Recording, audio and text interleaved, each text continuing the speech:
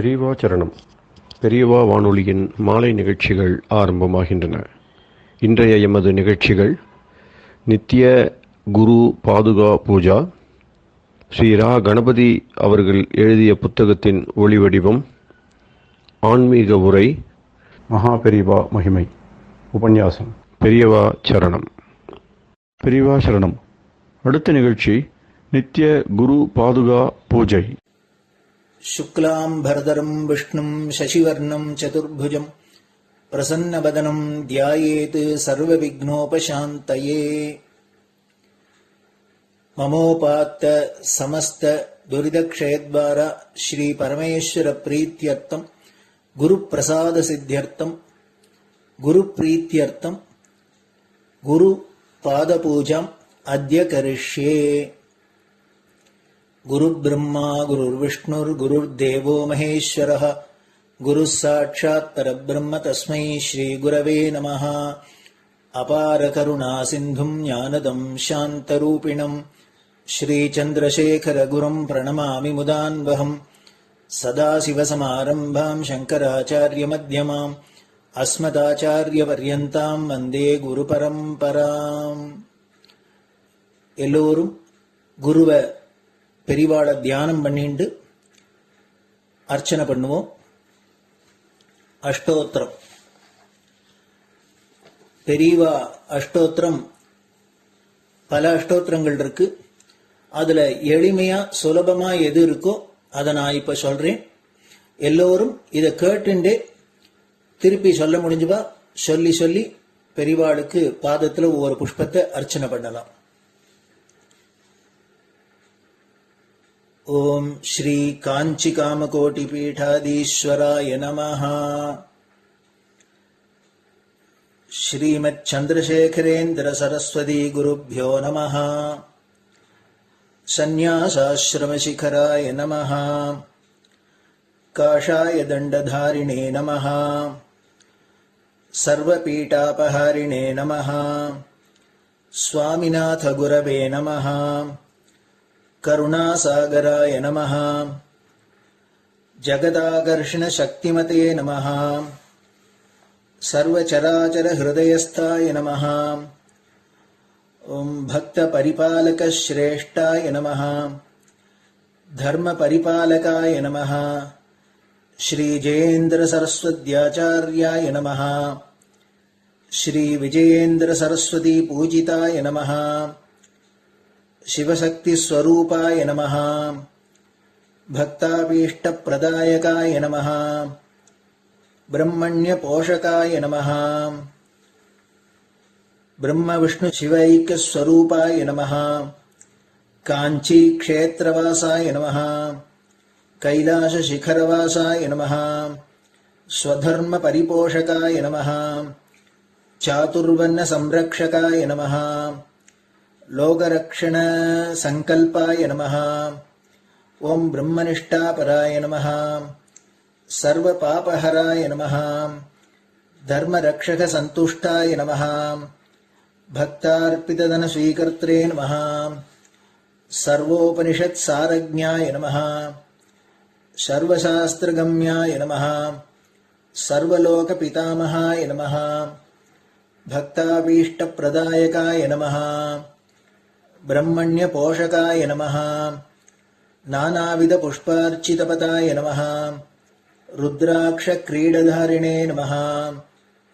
भस्मोद्दोलित विग्रहाय नमः.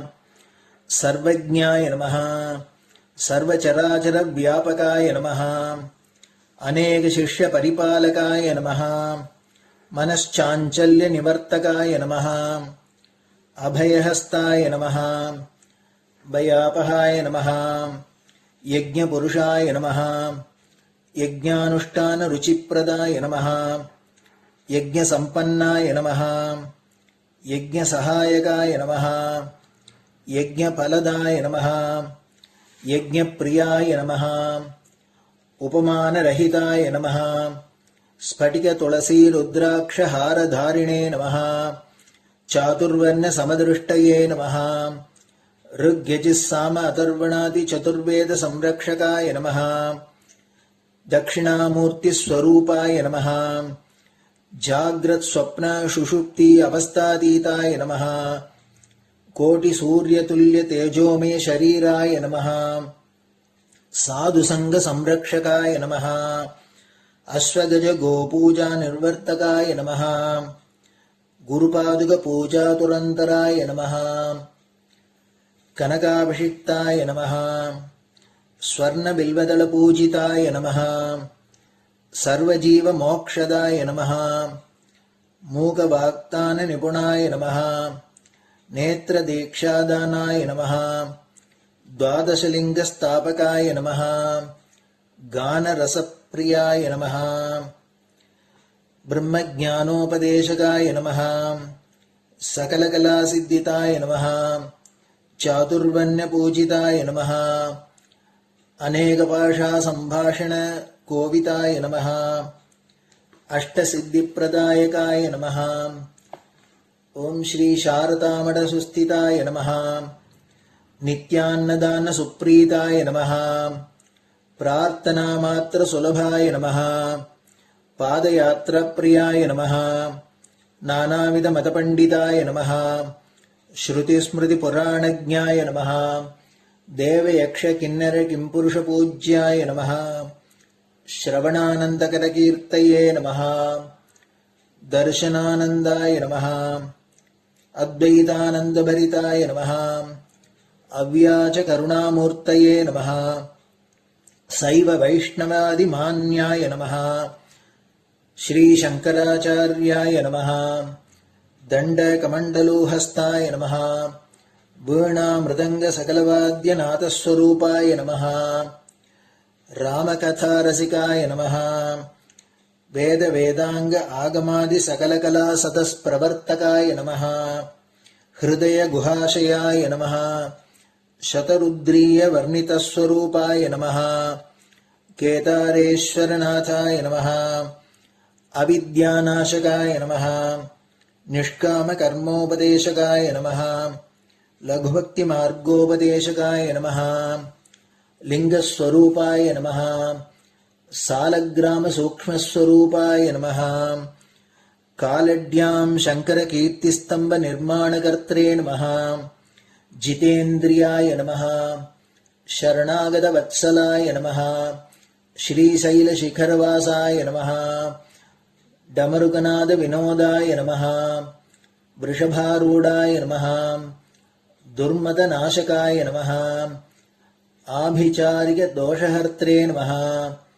मिताहाराय नमः मृत्युविमोचकशक्त्याय नमः श्रीचक्रार्चनतत्पराय नमः दासानुग्रहकारकाय नमः अनुराधानक्षत्रजाताय नमः सर्वलोकख्यातशीलाय नमः वेङ्कटेश्वरचरणपद्मषट्पदाय नमः श्री महात्रिपुरसुन्दरी समेत श्री चन्द्रमौलीश्वर पूजाप्रियाय नमः श्रीमच्चन्द्रशेखरेन्द्र सरस्वती सद्गुरु परब्रह्मणे नमः गुरुभ्यो नमः परमगुरुभ्यो नमः परमेष्टिगुरुभ्यो नमः परात्परगुरुभ्यो नमः गुरुपरम्पराभ्यां नमः गुरुपादुकाभ्यां नमो नमः.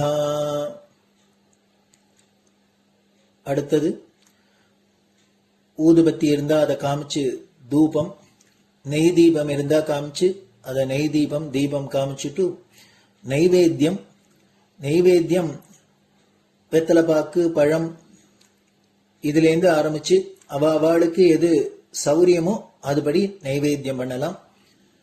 அதுக்கு அடுத்தது கற்பூர ஹாரத்தி பண்ணி எல்லோரும் பிரதட்சிண நமஸ்காரம் பண்ணி பெரியவாள்கிட்ட பிரார்த்தனை பண்ணிண்டு எல்லோரும் க்ஷேமமா இருக்கணும், லோகம் பரம மங்களமா சௌக்கியமா இருக்கணும், எல்லோரும் வியாதி வெக்க இல்லாத ஆயுராரோக்கிய ஐஸ்வர்யத்தோட சாந்தம் அமைதியோட ஞான வைராக்கியத்தோட எல்லோரும் நல்லவர்களாயிருந்து நன்மையை அடையணும்னு பிரார்த்தனை பண்ணி இந்த பூஜையை தினம் செய்யலாம். குரு பிரம்மா குருர் விஷ்ணுர் குருர் தேவோ மகேஸ்வரः குரு சாட்சாத் பரபிரம்ம தஸ்மை ஸ்ரீ குரவே நமஹ. அபார கருணா சிந்தும் ஞானதம் சாந்தரூபிணம் ஸ்ரீ சந்திரசேகர குரும் பிரணமாமி முதான்வகம். சதாசிவசமாரம்பாம் சங்கராச்சாரிய மத்யமாம் அஸ்மதாச்சாரிய பர்யந்தாம் வந்தே குரு பரம்பராம். குரு பாத பூஜை நிறைவடைஞ்சது. பெரியவா சரணம். பெரியவா சரணம். பெரியவா வானொலியில் நேயர்கள் அடுத்து கேட்க இருப்பது ஸ்ரீ ரா கணபதி அவர்கள் எழுதிய புத்தகத்தின் ஒளி வடிவம். அளிப்பவர் ஸ்ரீமதி உமா சங்கர் அவர்கள். தேனினும் இனிய சொல்லான் தீச்சுடர் மேனி கொண்டான் ஊனுயிர்க்குயிரதான ஒன்றினைக் கலந்து நின்றான் ஏனினிக் கவலை நெஞ்சே இன்றுனக் அருள் செய்தான் இஞ்ஞானவான் காமகோட்டி நாதனை நம்புவோமே. ஜெய ஜெய சங்கர, ஹரஹர சங்கர. மகா பெரியவாளின் உபன்யாசங்களை ரா கணபதி அண்ணா தெய்வத்தின் குரல் என்ற பெயரில் 7 பாகங்களாக தொகுத்து அளித்ததின் 5ஆம் பாகத்தின் அடுத்த பகுதி ஸ்ரீ சங்கர சரிதம். சொந்தமான ரோஷத்தின் மீது நீ என்ன கொம்பு நான் என்ன மட்டம் என்று அவன் கேட்டிருந்தால், இந்த நாளில் சீர்திருத்தவாதிகள் கேட்பது இப்படித்தான்.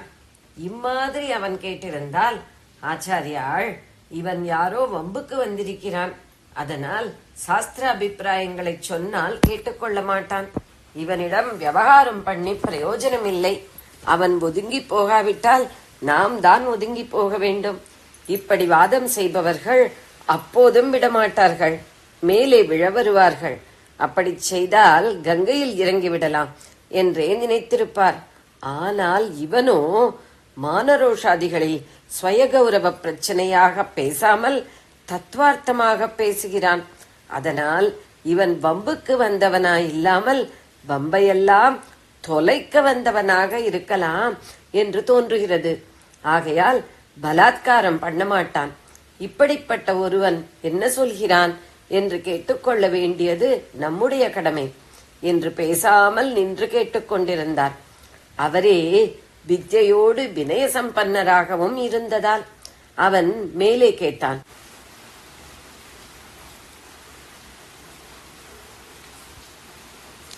கிம் கங்காம்புனி பிம்போதேம்பரமணௌ சாண்டால வீதிபயஹ பூரே வாந்தரமஸ்தி காஞ்சன கட்டி மிருத்கும்பயோர்வாம்பரே பிரத்யக் வஸ்துனி நிஸ்தரங்க சகஜானந்தாவபோதாம்புதௌ விப்ரோயம் ஸ்வபச்சோயம் இத்யபி மகான் கோயம் விபேத பிரமஹா.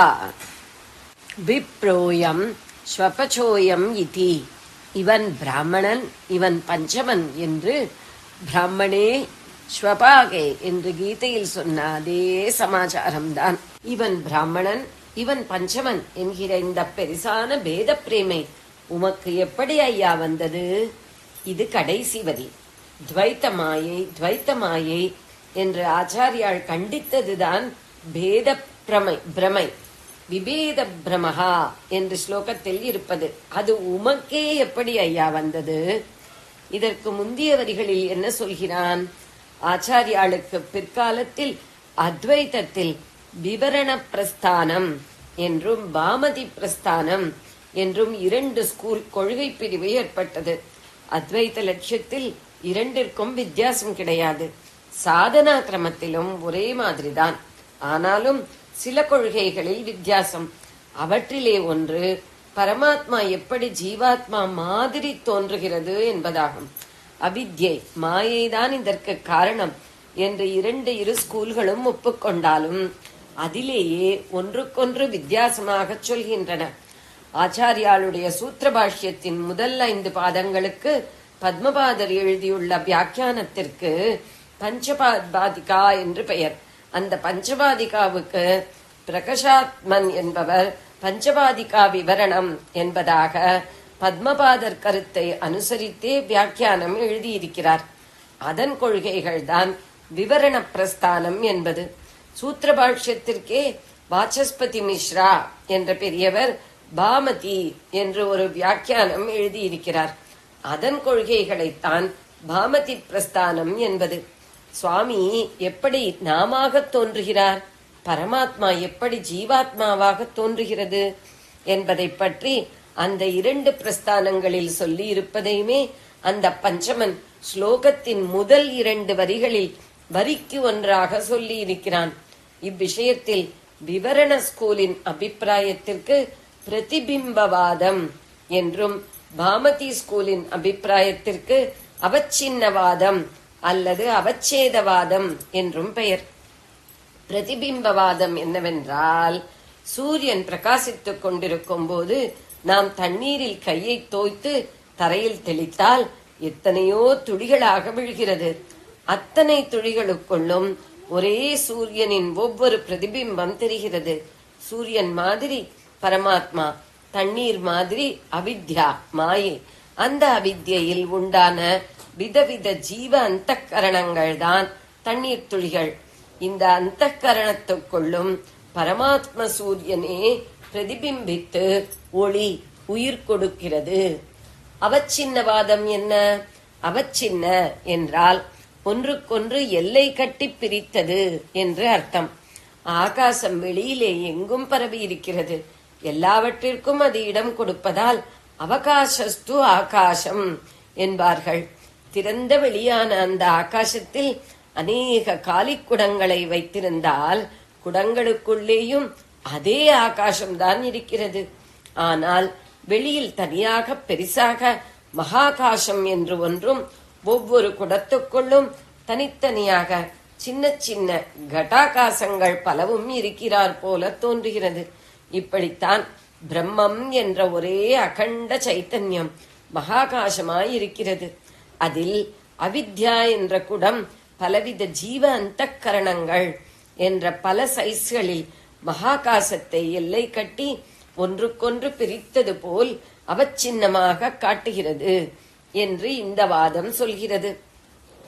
சூரியன் பிரதிபலித்து ஒவ்வொரு துளியிலும் ஒரு முழு சூரியன் தெரிகிற மாதிரி என்று சொல்வது தப்பு. பிரம்மம் பிரதிபலிப்பது என்ற காரியத்தை பண்ணாது. ஒவ்வொரு துளியிலும் முழு சூரிய பிரதிபிம்பத்தை போல ஒவ்வொரு ஜீவனிலும் பூர்ண சைத்தன்யம் தெரிவதாக சொல்வதும் சரியில்லை. பிரதிபலிப்பு முதலிய எந்த காரியமும் பண்ணாமல் ஆகாசம் அதுபாட்டுக்கு இருக்கிறபடி இருக்கும் போதே பல குடங்களுக்குள்ளேயும் சின்ன சின்னதாக தெரிவது போல அகண்ட சைத்தன்ய பிரம்மமே ஜீவாந்தகரணத்தில் கண்டம் கண்டம் மாதிரி தெரிகிறது என்பதுதான் சரி என்று அவச்சின்னவாதிகள் சொல்வார்கள். ஆகாசம் வெளியிலும் குடத்துக்குள்ளும் வியாபித்திருப்பதை சொல்வது போலவே இன்னொரு உபமானம் ஜலம் வியாபித்திருப்பதை வைத்தும் அவர்கள் சொல்வதுண்டு. கிணற்றில் குடத்தை முழுக வைத்து ஜலத்துக்குள்ளாகவே இழுத்து கொண்டு வருகிறோம். அப்போது கிணற்று ஜலமும் குடத்து ஜலமும் ஒன்றேதான். ஆனால் குடம் எல்லை கட்டி கிணற்று ஜலத்தை அவச்சின்னமாக பண்ணுவதால் இது வேறே ஜலம் தனியாக வருகிறது என்று தோன்றுகிறது. பெரிய குடமாயிருந்தால் உள்ளே ஜலம் அதிகமாகவும், சின்ன குடமாயிருந்தால் அதில் பிடிக்கும் ஜலம் குறைவாகவும் தெரிகிறது. அப்படியே ஒரே பரமாத்மா அந்தக்கரண வித்தியாசத்தை பொறுத்து ஒவ்வொரு ஜீவனில் ஒவ்வொரு விதமாக தெரிகிறார். இந்த கட்சிகள் ஒவ்வொன்றுக்கும் ஆதரவாக மற்றதை ஆட்சேபித்து சொல்லும் வாதங்கள் நமக்கு அவசியமில்லை. வாதம் என்னவானாலும் பிரதிபிம்ப கட்சி துளி துளி ஜலத்தை எல்லாம் அழித்து விட்டால் ஒரே சூரியனே நிற்பது போல மாயையால் உண்டான ஜீவாத்ம பாவத்தை அந்தக்கரணம்தான் இந்த பாவத்தை உண்டாக்குவது. அதை போக்கிக் கொண்டால் பரமாத்மாவாகி விடலாம். அப்படி ஆகணும் என்கிறது. அவச்சின்ன கட்சியும் குடத்தை உடைத்துவிட்டு மகாகாசமாக ஒரே நீர்ப்பரப்பாக ஆகிவிட வேண்டும் என்று இதே லட்சியத்தை தான் சொல்கிறது. பஞ்சமன் இந்த 2 வாதத்தையும் குறிப்பிட்டிருக்கிறான். முதலில் பிரதிபிம்பவாதம். கிம் கங்காம்புனி பிம்பேதிம்பரமணௌ சாண்டால வீதீபயகா. அம்பரமணி என்பது ஆகாசத்தில் ஒரு வைரக்கல்லு மாதிரி பிரகாசிக்கும் சூரியன். அது கங்கா ஜலத்திலும் கங்காம்புனி பிரதிபிம்பமிடுகிறது. பிம்பித்தே எங்கள் ஷேரிக்குட்டை ஜலத்திலும் தான் சண்டாளவாட்டி பயம் பிரதிபிம்பிக்கிறது. இந்த இரண்டு பிரதிபிம்பங்களுக்குள்ளும் ஏதேதும் வித்தியாசம் உண்டா? அப்புறம் அவச்சின்னவாதம் பேசுகிறான். ராஜா அரண்மனையில் தங்கக்குடத்தின் உள்ளேயும் காஞ்சன கட அந்தரம் ஆகாசம் அம்பரம் இருக்கிறது. அஸ்தி எங்கள் சேரி வீடுகளிலும் மண்பானை மிருத்கும்பம் வைத்திருக்கிறோம். அதற்குள்ளேயும் ஆகாசம் இருக்கிறது. தங்கக்குடத்திலே இருக்கிற ஆகாசத்திற்கும் பானையில் இருக்கிற ஆகாசத்திற்கும் வித்தியாசம் உண்டா? பிராமண தேகமோ பஞ்சமன் தேகமோ எதுவானாலும் அது ஒரு கட்டம். உள்ளே இருக்கிற ஆத்மாகாசத்தில் என்ன வித்தியாசம்? இரண்டு உடம்புகளும் இரண்டு அளவான ஜலத்துளிகள். ஆனால் உள்ளே தெரியும் பிரதிபிம்பத்தின் மூலமான ஆத்மசூரியன் ஒன்றுதானே. பெரிய ஐயரே, த்விஜவரரே, ஏன் வெளியிலே தெரிகிற ஜலத்துளியையும் குடத்தையும் பார்த்து வித்தியாசங்கள் நினைக்கிறாய்? உள்ளுக்குள்ளே பார்த்தால் என்ன வஸ்து இருக்கிறது? பிரயக் வஸ்து என்ற ஸ்லோகத்தில் இருப்பது உள்ளே உள்ள வஸ்துதான். தன்னில் தானே ஆனந்தித்துக் கொண்டிருக்கும் ஞான சமுத்திரம் ஒன்றுதானே உள்ளே இருக்கிறது. சகஜ ஆனந்த அவபோதி அம்புதிதானே இருக்கிறது. அலையே இல்லாத சமுத்திரம் நிஸ்தரங்கம். ஏன் அலை இல்லை? லோகத்திலே உள்ள சமுத்திரத்தை தவிர அதற்கு மேலே இடமிருக்கிறது. அதனால் அலை அடிக்க முடிகிறது. இந்த ஆனந்த சமுத்திரத்தை தவிர இடமில்லையே. இது இல்லாத இடமே இல்லையே. எப்படி அலை அடிக்க முடியும்? ஒரு பாத்திரத்தில் வழிய வழிய ஜலம் விட்டு இருக்க மூடிவிட்டால் எப்படி அலை உண்டாக முடியும்? ஆத்மாவுக்கு உபமானமே இல்லை. சமுத்திரம் என்பது கூட முழுக்க பொருத்தமான உபமானம் இல்லை. அதில் உப்பும் ஜலமும் தான் இருக்கின்றன. இதிலோ பிரத்யக் வஸ்துவான ஆத்மாவிலோ ஆனந்தமும் ஞானமும் அல்லவா இருக்கின்றன. ஆனந்தம் ஞானம் என்ற இரண்டு இல்லை.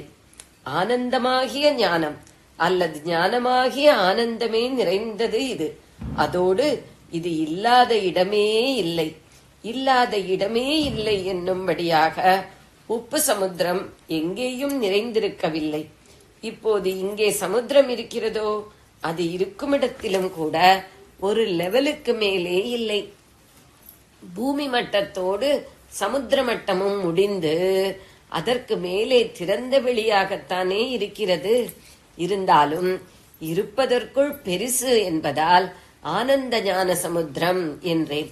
உள்ளே ஏகமான அது ஒன்றே இருக்க வெளியிலே பார்த்து பேதமாக பேசுகிறாயே ஐயரே. நீ சொல்லிக் கொடுக்கும் வேதாந்த பாடத்தில் இப்படித்தான் இருக்கிறதா என்று கேட்டான். உடனே ஆச்சாரியாள், தாங்கள் இப்பேற்பட்டவரா? பிரம்மவித்தா? இப்படிப்பட்ட ஞானியாக இருக்கும் எவரும் எனக்கு குருஸ்தானம். தங்களுடைய ஞான நிலையை தெரிந்து கொள்ளாததால் லோக ஆச்சாரங்களின்படி சொன்னேன். இப்போது தெரிந்து கொண்டேன். தங்களை ஆச்சாரிய ஸ்தானத்தில் வைத்து நமஸ்காரம் பண்ணுகிறேன் என்று சொல்லி அப்படியே நமஸ்காரம் செய்தார். 5 ஸ்லோகம் சொல்லி நமஸ்காரம் செய்தார்.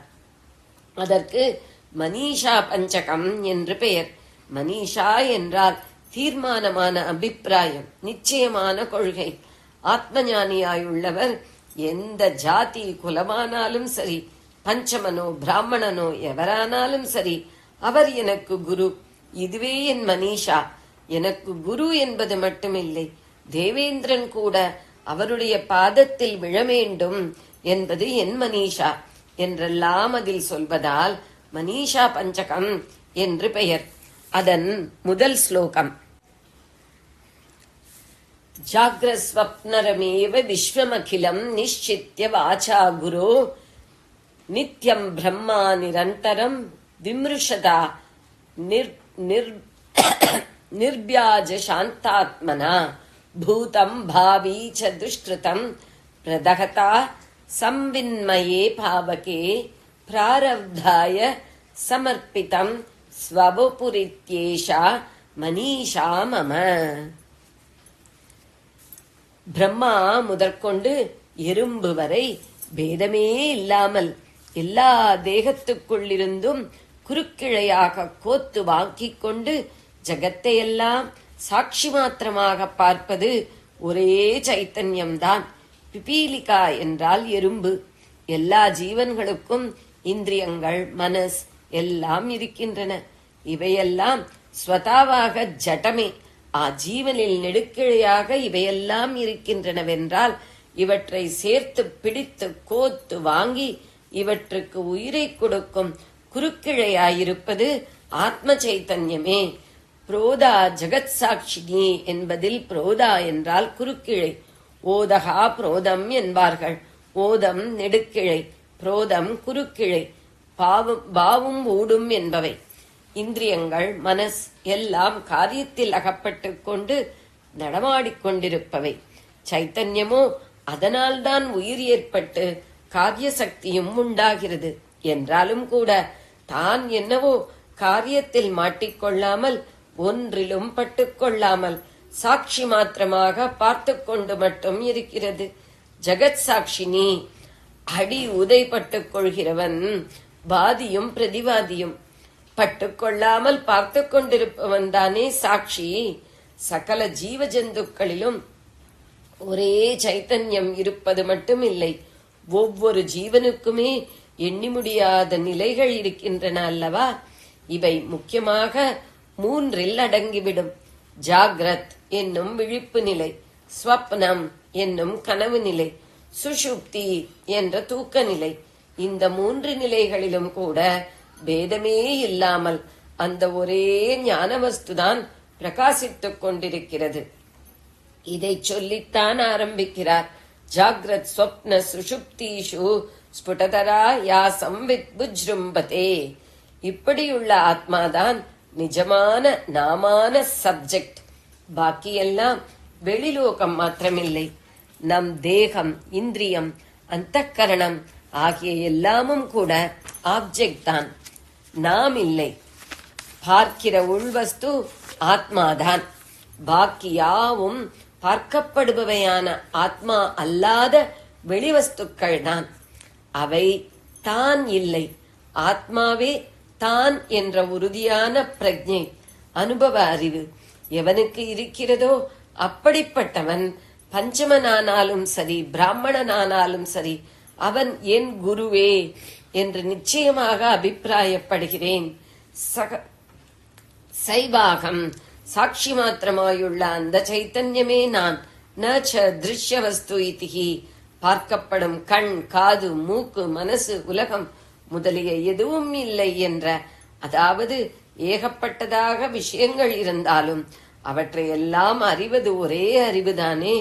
தான் இந்த அறிகிற அறிவுதானே ஒழிய அறியப்படுகிற எதுவும் இல்லை என்ற திருட பிரஜாபி எஸ்யாஸ்தி சேத். அசைக்க முடியாத ஞான அனுபவம் எவனுக்கு இருந்தாலும், எஸ்யாஸ்தி சேத் அவன் எவனாக வேண்டுமானாலும் இருக்கட்டும், சாண்டோலோஸ்துகோ தீண்டாதானாகத்தான் இருக்கட்டும், த்விஜோஸ்துகோ அல்லது பிராமணனாகத்தான் இருக்கட்டும், இந்த ஜாதி வித்தியாசம் மற்ற வித்தியாசம் எதுவும் அப்படிப்பட்ட ஞானியின் விஷயத்தில் இல்லை. ஆகையால் அவன் எவனாயிருந்தாலும் குரு ரீதி ஏஷா மனிஷா மமகா, நமக்கெல்லாம் குருவாக இருப்பவன் என்பது என் உறுதியான கொள்கை. இது முதல் ஸ்லோகம். சிரித்து முழுக்க சொல்ல போகிறானாக்கும் என்று பயப்பட வேண்டாம். கடைசி ஸ்லோகத்துக்கு வந்து விடுகிறேன். யத் சௌரபியாம் புத்திலேஷலேஷாத் இமே சக்ராதயோ நிர்பிருதா யத் சித்தே நிதராம் பிரசாந்த கலனே லப்த்வா முனிர் நிர்பிருதகா யஸ்மின் நித்ய சுகாம் புத்தௌ கலித தீர் பிரம்மைவ ந பிரம்மவித் யக் கஷ்சித் ச சுரேந்திரவந்தித பதோ நூனம் மனிஷா மம. ஆனந்தாவதாம்புதி என்று பஞ்சமன் பெரிய சமுத்திரம் மாதிரியான ஆத்மானந்தத்தை சொன்னானே, அதேதான் ஆச்சாரியாலும் இந்த ஸ்லோகத்தில் 2 இடத்தில் சௌக்கியாம்புதி என்றும் சுகாம்புதி என்றும் சொல்கிறார். சிஷ்யன் என்றால் குருவச்சனத்தை திருப்பிச் சொல்லணும். ஜெகதாச்சாரியாள் என்று நாம் சொல்கிறவர் எவனோ ஒரு பஞ்சமன் ஞானியாயிருக்கிறான் என்று தெரிந்து கொண்டவுடன் அவனை குரு என்று சொல்லிவிட்டார். மனிஷா மனிஷா என்று திரும்ப திரும்ப அடித்துச் சொல்லிவிட்டார். அவன் சொன்ன ஆனந்த சமுத்திரத்தையும் இங்கே 2 தடவை சொல்லிவிடுகிறார். நம்மை விட ராஜாவுக்கு சந்தோஷ அனுபவம் ஜாஸ்தி இருக்கும். ராஜபோகம் என்று அதனால்தான் சொல்வது, நம்முடைய லோகத்து ராஜாக்களுடைய சந்தோஷத்தை எல்லாம் விட இன்ப லோகமாகவே இருக்கப்பட்ட தேவலோக ராஜாவான இந்திரனுக்கு அதிக சந்தோஷம் இருக்கும். சக்ராதயோ என்பதில் சக்கரன் என்பது இந்திரனைத்தான். அவனுடைய அந்த மகத்தான சந்தோஷானுபவமும் கூட ஞானி அனுபவிக்கும் ஆத்மானந்த சமுத்திரத்தின் ஒரு வெகு சிறிய துளிதானாம். லேசம் என்றால் துளி, லேசு என்கிறோமே, அப்படி கனமே இல்லாத திவலை. லேச லேச என்று திருப்பி இருப்பதற்கு திவலையிலும் திவலையாக என்று அர்த்தம். ஞானியின் ஆனந்தம் சமுத்திரம் என்றால் அதன் திவலையிலும் திவலையாயிருப்பதுதான் இந்திரனின் ஆனந்தமும் கூட. லலிதா சகஸ்ரநாமத்தில் அம்பாளை பரம வேதாந்தமாக தத்பத லக்ஷார்த்தா சிதேகரஸ்வரூபிணி என்று சொன்னவுடன் தத்துவமசி முதலான வாக்கியங்களில் தத் எனும் அதுவாகிய பதத்திற்கு அர்த்தமான பிரம்மமாக இருப்பவள் தத்பத லக்ஷார்த்த ஒன்றேயான சைத்தன்ய ரசத்தின் வடிவினள் சிதேகரஸ்வரூபிணி என்று சொன்னவுடன் பிரம்மாதி தேவர்களின் ஆனந்தத்தையும் தன்னுடைய ஆத்மானந்தத்தில் லவலேசமாக்கி விடுபவள் என்று ஒரு பெயர் சொல்லி இருக்கிறது. ஸ்வாத்மானந்த லவீபூத பிரம்மாத்யானந்த சந்ததிஹி. உபனிஷத்திலும் இந்த ஆனந்தத்தின் ஒரு மாத்திரையை கொண்டுதான் அத்தனை ஜீவகுலமும் ஜீவிக்கிறது என்று இருக்கிறது. பிருகதாரண்யகம் 4வது 3:32. இந்திரனுக்கு அந்த ஆனந்தம் என்னவென்று தெரியாது, ஆனால் ஞானிக்கு தெரியும்.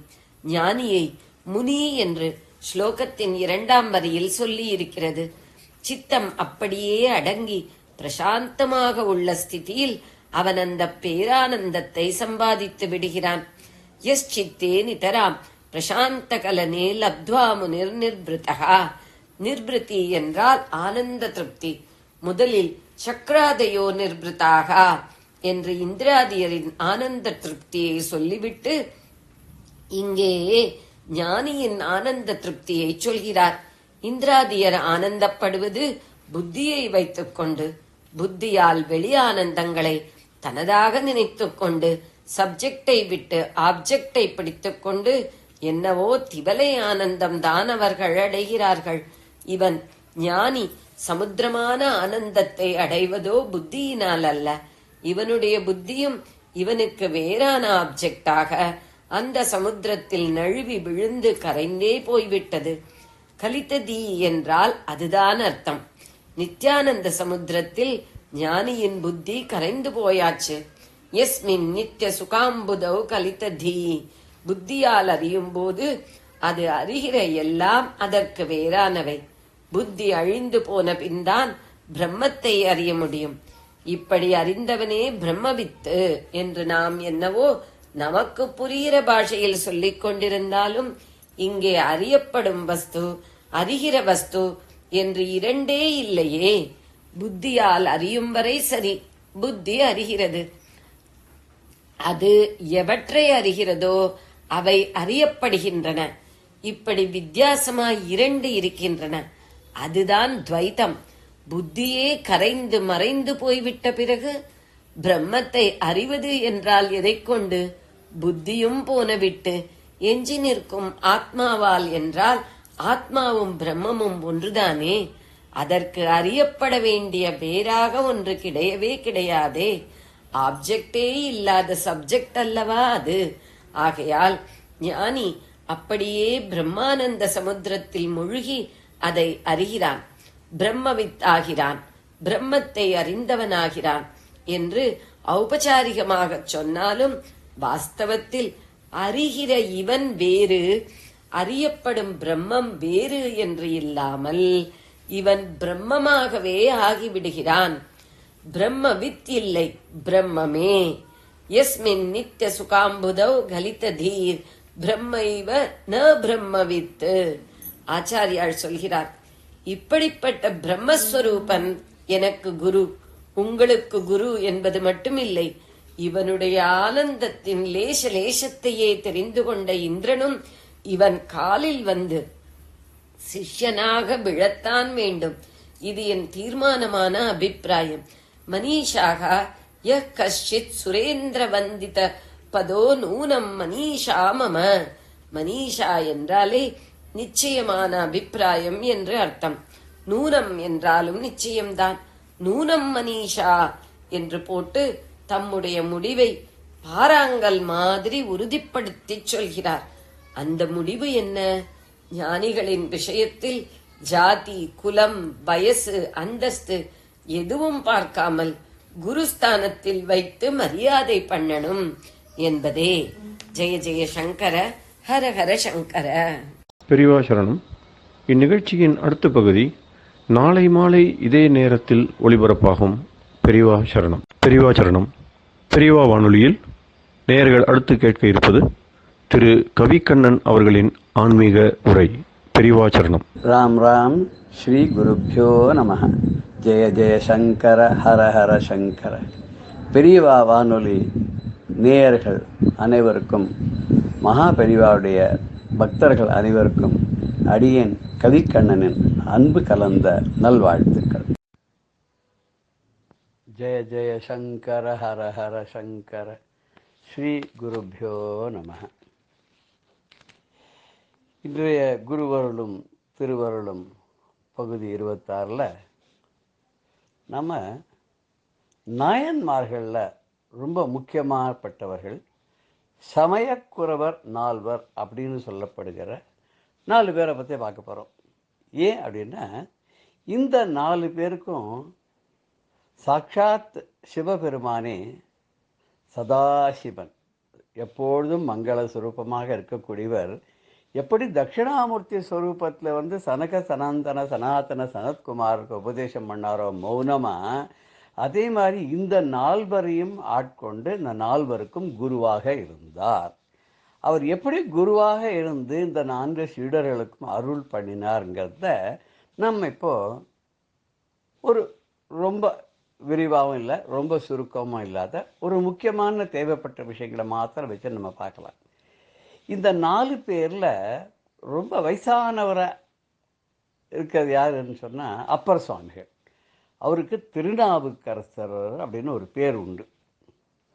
இந்த திருநாவுக்கரசருடைய சமகாலத்தவராக தான் நம்ம ஞானசம்பந்த பெருமானியும் சொல்லப்படுகிறார். அப்பர், ஞானசம்பந்தர், சுந்தரர் எழுதின சிவபெருமானை பற்றிய தோத்திரங்களுக்கு வந்து அவள்கிட்ட வந்து என்ன சொல்லுவா அதுக்கு பேர் அப்படின்னு சொன்னாக்க தேவாரம்னு பேர். தேவாரம்னு தேவர்களுக்கு சூட்டிய மாலை. மாணிக்க வாசகர் பண்ணதுக்கு சிவபுராணம் அப்படின்னு சொல்லி சொல்கிறது உண்டு. இந்த அப்பர் சுவாமிகள் அவருடைய தமக்கையார் ரொம்ப ஒரு சிவபரமான பூஜைகளில் ஈடுபட்டு சைவத்தை தழுவினவர். திலக்கவத்தியார்னு பேருன்னு சொல்லுவார். அவர் ஒரு பெரிய துறவி மாதிரி வாழ்க்கையை கொண்டிருந்தார். ஆனால் அவருடைய சகோதரராக இருந்த நம்முடைய அப்பர் சுவாமிகள் அவருக்கு மருள் நீக்கியார்னு பேர். அவருக்கு என்னவோ தெரியல, நம்ம இந்து மதத்திலையும் சைவ சித்தாந்தத்திலையும் அவ்வளவு அவருக்கு ஈடுபாடு இல்லாத போய் அவரை கடத்தின்னு போய்டுற அந்த ஜெயின மதத்துக்காரெல்லாம், சமணர்கள்னு சொல்லுவாங்க அந்த காலத்தில். அவர் அங்கே கூட்டின்னு போயிட்டு அவரை முழுக்க முழுக்க சமண மதத்தை தழுவுற மாதிரி பண்ணி அவரை ஒரு பெரிய ஒரு சமண துறவியாகவே ஆக்கி அவர் ஒரு பெரிய ஆளாக பண்ணிட்டார். தர்மசேனன் அப்படின்ற பேர் வேறு அவருக்கு வச்சு. இது அக்காவான அவருடைய சகோதரிக்கு ரொம்ப வருத்தத்தை கொடுத்தது. சிவபெருமான்கிட்ட ரொம்ப வேண்டிண்டா எப்படியாவது அவரை திரும்பி கூட்டின்னு வரணும்னு ஒரு சமயத்தில் அவருக்கு ஏதோ பெரிய வியாதி வந்துடுத்து. அந்த வியாதி வெப்பு நோய் மாதிரி. அப்போ வந்தபோது அவள் அக்கா வந்து நான் அவனுக்கு க்யூர் பண்ணுறேன்னு சொல்லி விபூதியை கொடுத்தே அவருக்கு உடம்பை சரி பண்ணி மறுபடியும் அவரை சமணத்திலேருந்து சைவத்துக்கு கொண்டு வந்ததாக ஒரு கதை உண்டு. அவர் சைவத்துக்கு வந்துட்டாருன்னொடனே அந்த சமண இவாள்லாம் என்ன பண்ணிட்டாருனாக்கா, இது இவ்வளவு தொந்தரவு பண்ண முடியுமா அவரை தூக்கின்னு போய் கல்லை கட்டி சமுத்திரத்தில் போட்டார். ஆனால் முதந்து வந்து விட்டார். மலையிலேருந்து உருட்டி விட்டா. பிரகலாதனுக்கு என்னென்ன பண்ணார் அத்தனையும் பண்ணா. விஷம் வச்சா. சுண்ணாம்பு காடவாலை தூக்கி போட்டா. அங்கேயும் போனால் அவருக்கு ஜில்லுன்னு தான். மாசில் வேணையும் அப்படின்னு சொல்லி ஒரு பாட்டு கூட பாடியிருக்கார் இல்லையா, வீழ்ச்சி தென்றலும் பீங்கில வேணிலும்லாம் அவர் பாடியிருக்காரு. அந்த பாட்டு அதாவது இன்னொரு இடத்துல கூட சொல்லுவார் அவர், நற்றவா உன்னை நான் மறக்கணும் சொல்லும் நான் நமசிவாயமின்னு. நான் உன்னை மறந்து போனால் கூட என்னோட நாக்கு தழும்பேறு இருக்கு நமசிவாய நமசிவாயன்னு சொல்லுவேன்னா இல்லையா. அப்படி அவர் நமசிவாய அந்த மந்திரத்தை அவளுக்கு அவர் அவ்வளோ ஈடுபாடோடு இருந்தார். அவர் வந்து கடைசி காலத்தில் என்ன பண்ணார் அப்படின்னு கேட்டாக்க, கையில் ஒரு சின்ன ஒரு தோசை திருப்பி மேலே ஒன்று வச்சுருப்பார். அது ஏதோ பேர், அது சின்ன ஆயுதம் 1 அடி 1.5 அடி கூட தான் இருக்கும். அதை வச்சுட்டு உழவாரப்பணின்னு சொல்லிவிட்டு எல்லா சிவன் கோயில்களுக்கும் போய் அங்கே பக்தர்கள்லாம் வரும்போது அவளுக்கு காலுக்கு தொந்தரவாக இருக்கக்கூடாதுங்கிறதுக்காக முள்செடிகள் எல்லாம் செதுக்கி எடுத்துட்டு அவள் கோவிலை சுற்றி பிராகாரத்தை ஒரு வலம் வர்றதுக்காக அதுக்கு பாதைகள்லாம் பண்ணி கொடுத்து எல்லாம் பண்ணுவாராம். அப்படியே வரும்போது ஒரு இடத்துல வரைச்ச ஞானசம்பந்தர் வந்து பல்லாக்கில் வந்துன்னு இருக்கார். ஞானசம்பந்தரை பற்றி நான் இங்கே சொல்லணும். என்னென்னா, அவர் சிவபாதகிருதங்கிறவருக்கு சீர்காழியில் பிறந்தவர். சின்ன குழந்தை 3 வயசு குழந்தை. அப்பா குழந்தைய அழைச்சிட்டு சீர்காழி சட்டநாத சுவாமி கோவிலுக்கு போகிறார். குளத்தங்கரையில் உட்கார வச்சுட்டு முங்கி குளிச்சுருக்கார். அப்போ தண்ணிக்குள்ளே முழுங்கினோடனே அப்பாவுக்கு ஏதோ ஆகிடுதுன்னு குழந்தை அம்மையே அப்பான்னு அழ ஆரம்பிச்சுடுத்து. அது அம்மையே அப்பான்னு அழ ஆரம்பித்தோடனே பார்வதி பரமேஸ்வராளானவர் அப்படியே ஆகாசத்தில் காட்சி கொடுத்தா. விடை ஏறி ரிஷப வாகனத்தை காட்சி கொடுத்தா.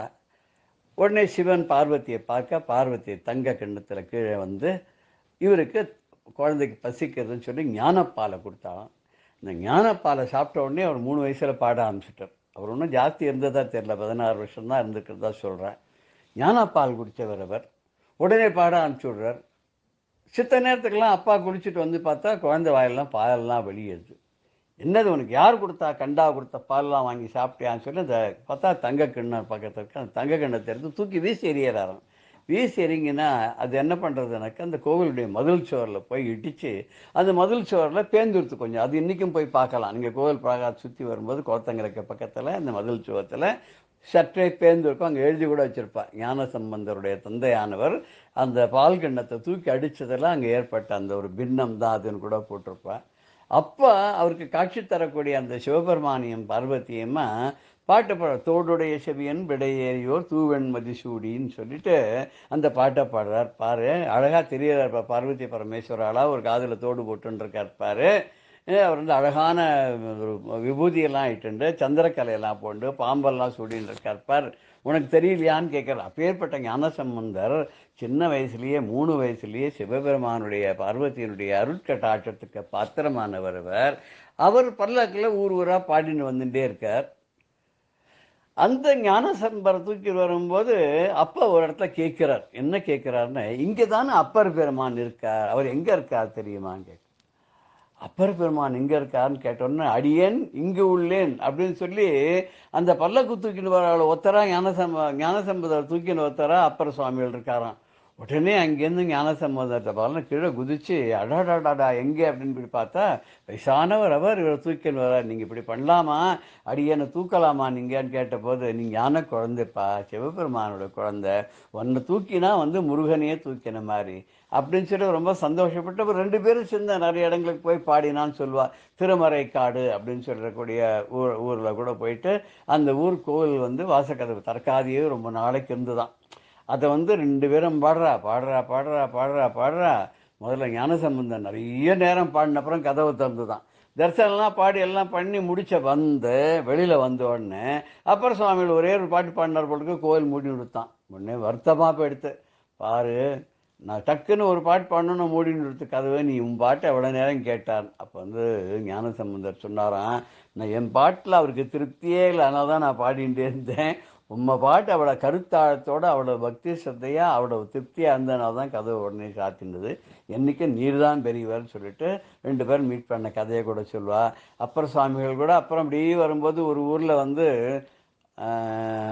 அவர் பேர் அப்பூதி அடிகள்னு நினைக்கிறேன். அவர் எங்கே பார்த்தாலும் அவர் இவருடைய பேர்லேயே திருநாவுக்கரசர் பேர்லேயே எல்லாம் சரி, பள்ளிக்கூடம் வைக்கிறது, நட்சத்திரம் வைக்கிறது, அப்புறம் நீர் பந்தல் வைக்கிறதுன்னு இப்படி எல்லா இடத்துலையும் பண்ணான்னு சொல்லுவாள்.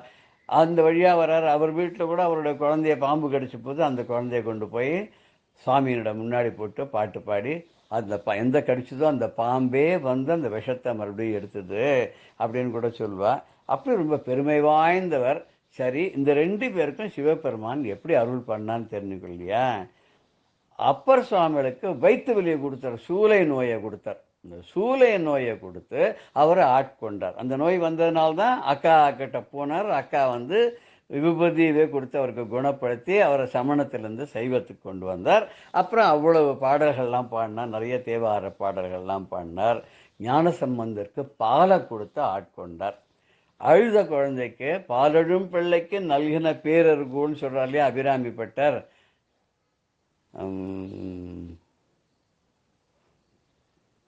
என்ன பாட்டு அது? பெருத்தன பாலழும் பிள்ளைக்கு நல்கின பேரருகூர் திருத்தன பாரமும் ஆரமும் சிலையமும் என் முன் வந்து நிற்கவேன்னு ஒரு இடத்துல சொல்வார்.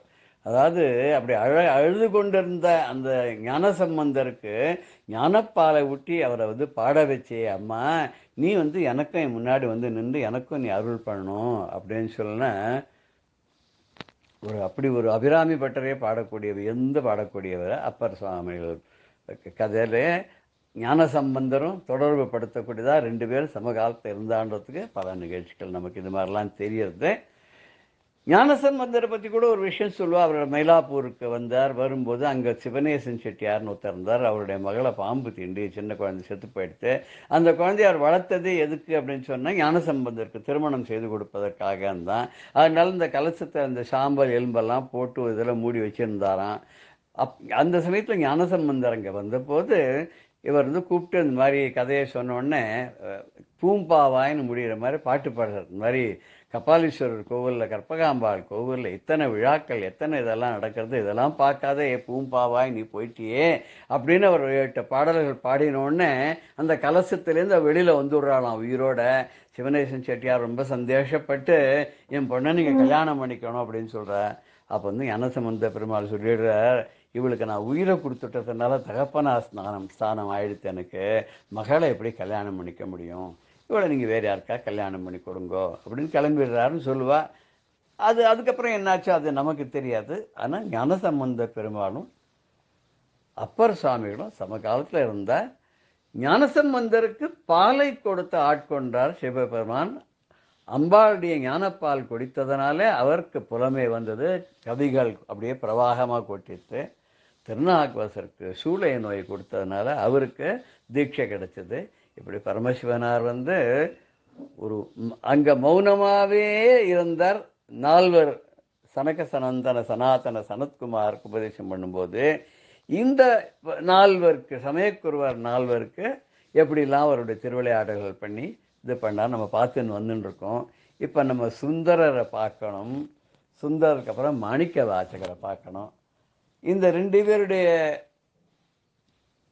ஒரு பிராபல்யத்துக்கு காரணமாக சிவபெருமான் எப்படி லீலை பண்ணார் அப்படிங்கிறத நம்ம வர வாரத்தில் பார்க்கலாம்.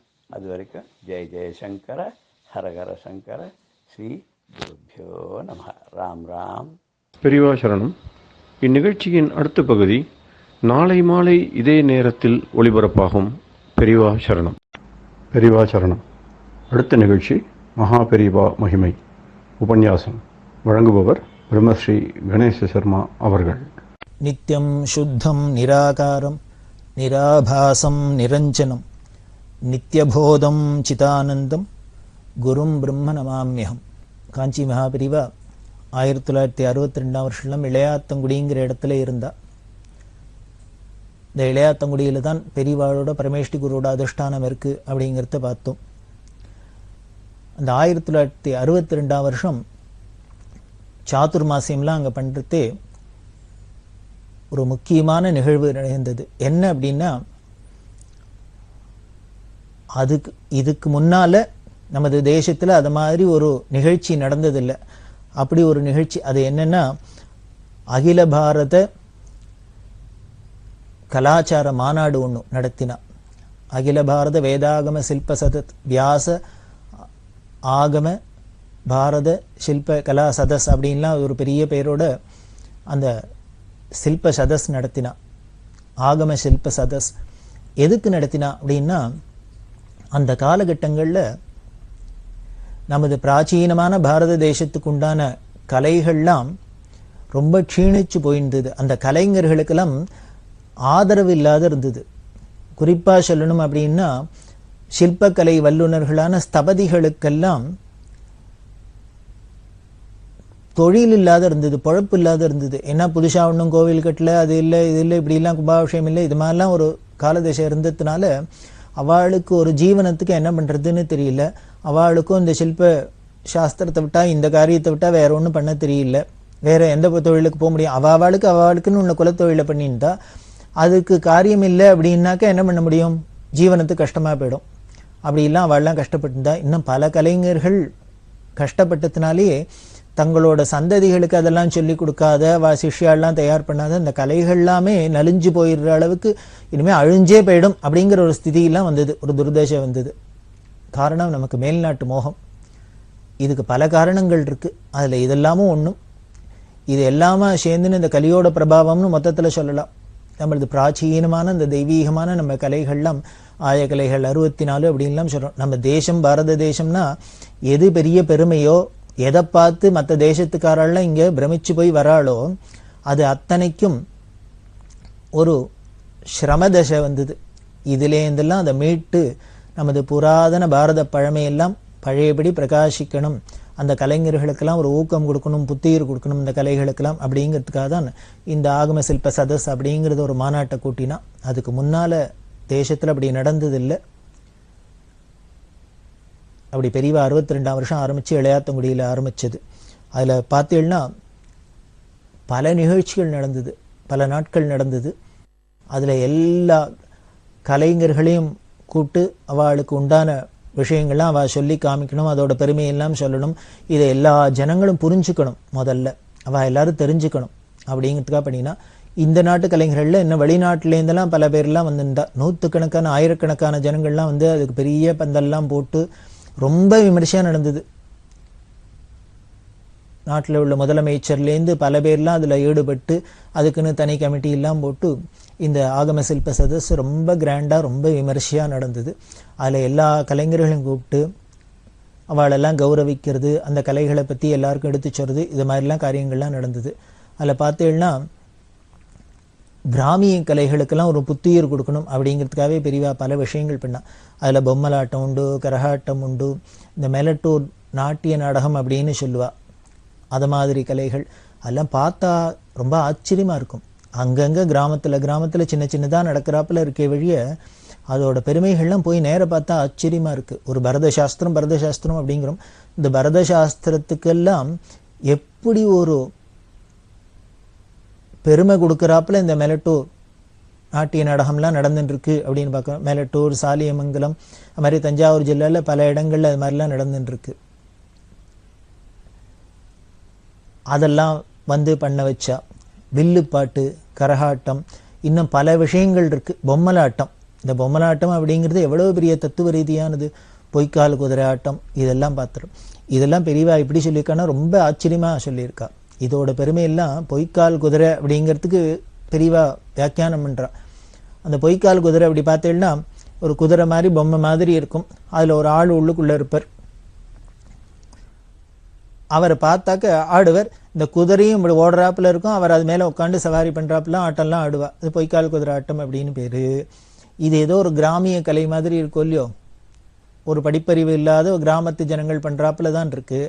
ஆனால் இது பெரிய வேதத்தில் சொல்கிறது தான் இந்த பொய்க்கால் குதிரையாக இருக்குது அப்படின்னு பெரியவா அதுக்கு வியாக்கியானம் பண்ணுறா. வேதத்தில் ஸ்ரீருத்ரத்தில் சொல்கிறது அஸ்வேபியோ அஸ்வபதிபியோ நமஹா அப்படின்னு சொல்கிறது. அப்படின்னா என்ன? அஸ்வம்னா குதிரை, அஸ்வபதி அப்படின்னாக்க அந்த குதிரை மேலே இருக்கிறவன், குதிரைக்கு தலைவன். இந்த குதிரையாகவும் நீ இருக்க, குதிரை மேலே இருக்கிற குதிரைக்கு தலைவனாகவும் நீ இருக்க அப்படின்னு பரமேஸ்வரனை பார்த்து சொல்கிறது. அதுக்கு பெரியவா கேட்குறா, இது எப்படி குதிரையாகவும் குதிரை மேலே உட்காந்து போகிறவராலும் எப்படி இருக்க முடியும் ஒரே ஆள் அப்படின்னார்.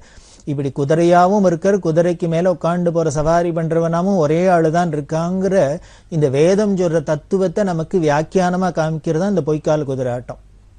அதில் பார்த்தா அந்த குதிரையும் அதே ஆள் தான், அந்த குதிரை மேலே உட்காந்து போகிற சவாரி பண்ணுறவன் அவரே தான். அஸ்வேபியோ அஸ்வபதிபியோ நமஹான்னு வேதம் சொல்கிறதுக்கு ஒரு வியாக்கியானமாக சாமானிய ஜனங்களுக்கு, பாமர ஜனங்கள் கூட புரிஞ்சுக்கிறாப்புல இருக்கிறது தான் இந்த பொய்க்கால் குதிரை ஆட்டம். கரகாட்டம், காவடி ஆட்டம். கரகாட்டத்துக்கு பெரிய தத்துவம். கரகாட்டத்தில் பார்த்தீங்கன்னா மகான்கள்லாம் இதை ரொம்ப விசேஷமாகவே சொல்லியிருக்கா. ஆடுறார், அந்த நாட்டியம் ஆடுறவர் என்ன பண்ணார், தலையில் ஒரு குடத்தை வச்சுட்டு ஆடுறார். அந்த குடம் இப்படி சுற்றுறது அப்படி சுற்றுறது என்னெல்லாமோ பண்ணுறார். இதுக்கு பக்கத்தில் பார்த்தேன்னா வாத்தியம் வாசிக்கிறா, பாட்டு பாடுறா. இந்த பாட்டு தாளத்துக்கு ஏற்றாப்புல காலில் ஜதி போடுறார், அந்த வார்த்தைகளுக்கு ஏற்றாப்புல கையில் அபிநயம் பிடிக்கிறார்.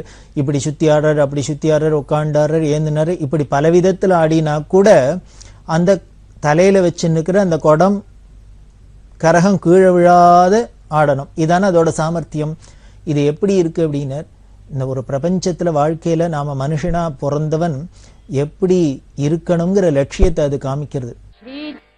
நாம் சம்சாரியாக இருக்கலாம், இந்த சாகரத்தில் பவசாகரத்தில் மாட்டின்னு இருக்கோம், இல்லை நமக்கு கல்யாணமாக இருக்குது, பொண்டாட்டி இருக்கா, குழந்தை இருக்குது, வீடு இருக்குது, வாசல் இருக்குது, உத்தியோகம் இருக்குது, என்னெல்லாமோ இருக்குது, ஏகப்பட்ட விஷயங்கள் இருக்குது. இது இத்தனைக்கு நாம் ஈடு கொடுக்க வேண்டியிருக்கு. அதாவது அந்த தாளத்துக்கு ஏற்றாப்புல ஈடு கொடுக்க வேண்டியிருக்கு, பாட்டுக்கு ஏற்றாப்புல ஈடு கொடுக்க வேண்டியிருக்கு, ஜனங்களுக்கு அவளுக்கு திருப்திப்படுத்துறாப்புலையும் ஈடு கொடுக்க வேண்டியிருக்கு.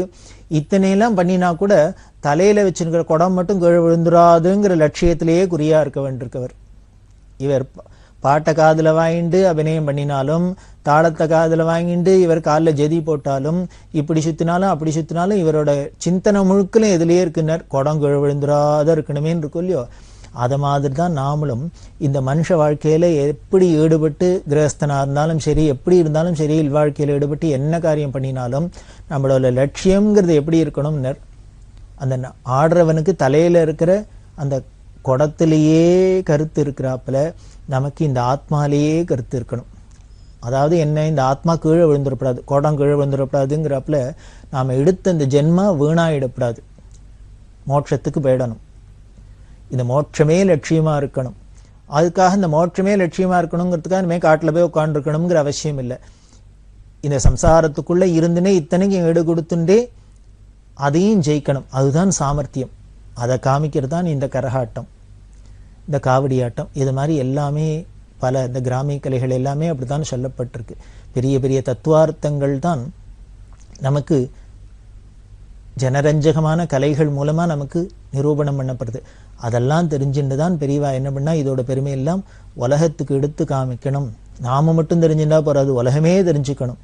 அப்படிங்கிறதுக்காக இந்த ஆகம சில்ப சதஸ் கூட்டி பல்வேறு நாட்டிலேருந்து எல்லாரையும் வரவழைச்சு அறிஞர்கள்லாம் வந்து எல்லா கலைஞர்களும் வந்து அவளோட கலை நிகழ்ச்சிகள்லாம் தினம் நடத்தி காமிச்சு இதோட பெருமையெல்லாம் எடுத்து சொல்லி இப்படி பல விதத்துலேயும் பண்ணினா.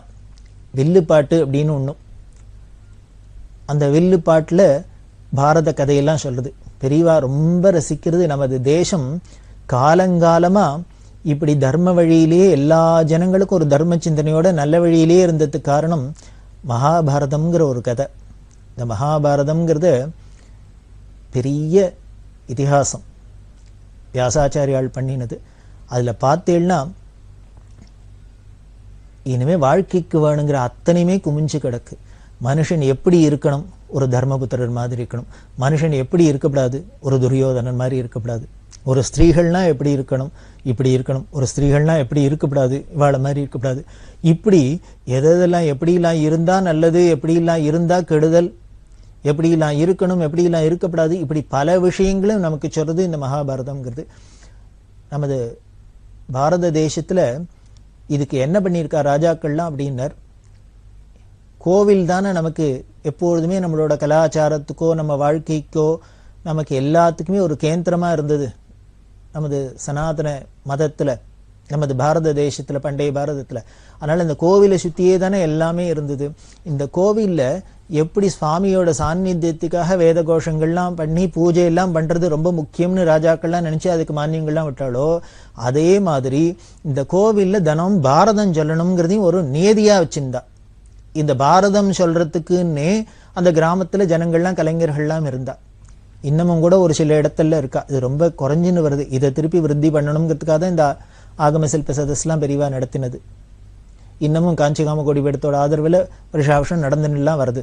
இது இன்னும் விமரிசையாக நடக்கணும். இன்னும் இதுக்கெல்லாம் புத்துயிர் ஏற்படணும். அதுக்கு பெரியவா தான் ஏற்பாடு பண்ணி வச்சிருக்கா. அதில் பார்த்தேன்னா பாரதம் படிக்கிறது அப்படின்னு கோவிலில் வச்சிருந்தா. எதுக்காக அப்படின்னார், ஒரு நல்ல விஷயங்களை மட்டும் ஏதோ ஒரு தரம் படித்தா ஒரு தரம் கேட்டால் போராது.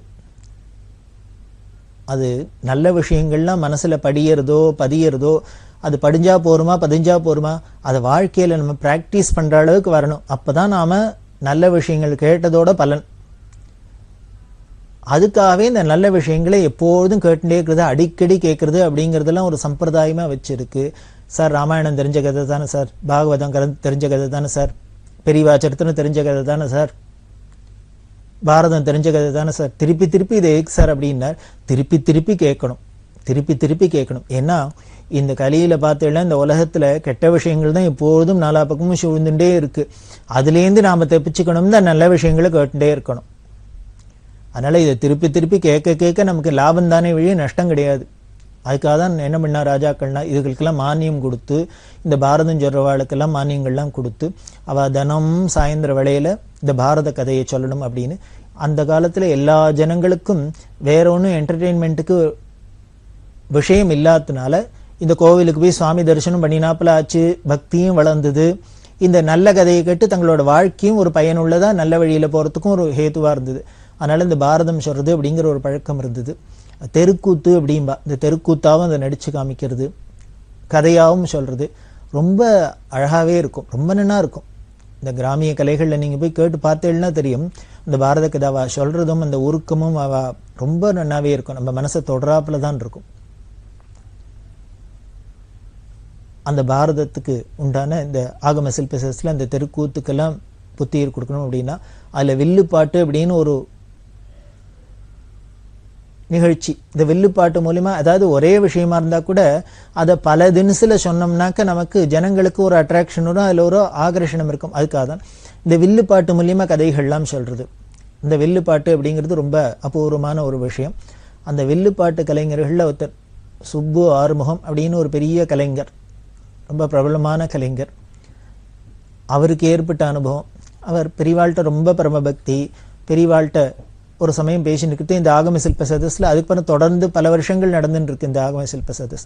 அதில் ஒரு ஆகம சில்ப சதஸில் சுப்பு ஆறுமுகத்திட்ட பெரியவா சொன்னா, அப்பர் சரித்திரம் சொல்லு அப்படின்னு. அப்பர் சுவாமிகளோட சரித்திரத்தை வில்லுப்பாட்டில் சொல்லணும் அப்படின்னு. அவருக்கு அது பழக்கம் இல்லை. ஆனால் பெரியவா உத்தரவு பண்ணிட்டா, இவர் இதுக்காக தயார் பண்ணி, அதாவது புதுசாக ஒன்றை தயார் பண்ணி சொல்லணும் அப்படின்னா கொஞ்சம் கஷ்டமான காரியம்தான்.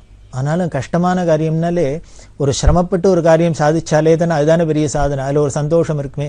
அதனால் இது மாதிரி சுப்பு ஆறுமுகமும் என்ன பண்ணினார், இந்த அப்பர் சரித்திரத்தை தயார் பண்ணிட்டு வந்து சொல்லி பெரியவாளோட சந்தோஷத்தை அடைஞ்சு, அதுக்கு மேலே பெரிய அவார்டு வேணுமா என்ன, பெரியவாளோட அனுகிரகத்தை அடைஞ்சார். இப்படி அதுக்கப்புறம் நிறையா சந்திப்பு எல்லாம் ஏற்பட்டிருக்கு, பல விஷயங்கள்லாம் பேசிட்டு பெரியவா ஒரு நாளைக்கு சொன்னால், ஆமாம் வில்லுப்பாட்டில் அந்த வில்லு இருக்கும், உடுக்க வச்சுன்னு வாசிப்பா, இதெல்லாம் பண்ணுவா, ஃப்ளூட் வச்சுப்பியோ அப்படின்னா, புல்லாங்குழல் வச்சுக்கிறது வழக்கம் இல்லையோ அப்படின்னு கேட்டா. பெரியவா சொன்னா, நீ வில்லுப்பாட்டு ஸ்டேஜில் உட்காந்து பார்த்தே நான் ஏன் தெரியுமா அதையே பார்த்துட்டு இருக்கேன் அப்படின்னா.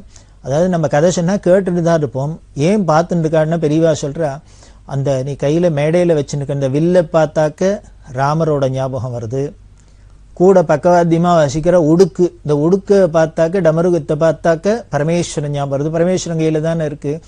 இப்படி ஒரு பக்கம் பார்த்தா சைவமாக இருக்குது, ஒரு பக்கம் பார்த்தா வைஷ்ணவமாக இருக்குது, இந்த ராமரும் பரமேஸ்வரனும் சேர்ந்து இருக்கிறாப்புல இருக்குது. அதனால் இதை பார்த்தாலே ராமர் ஞாபகம்தான் வருது, பரமேஸ்வரன் ஞாபகம் தான் வருது. அதனால் இதை கதை கேட்டால் நல்லதோடு இல்லை, கண்ணால் பார்த்தாலே நல்லதாகவும் இருக்குது. நமக்கு பக்தி வளர்றாப்புல இருக்கு, அதனால தானே பார்த்துட்டே இருக்கேன் அப்படின்னு சொன்னான். இப்படி ஒரு பக்கம் பார்த்தா சைவமா இருக்கு, ஒரு பக்கம் பார்த்தா வைஷ்ணவமா இருக்கு. இந்த ராமரும் பரமேஸ்வரனும் சேர்ந்து இருக்கிறாப்புல இருக்கு.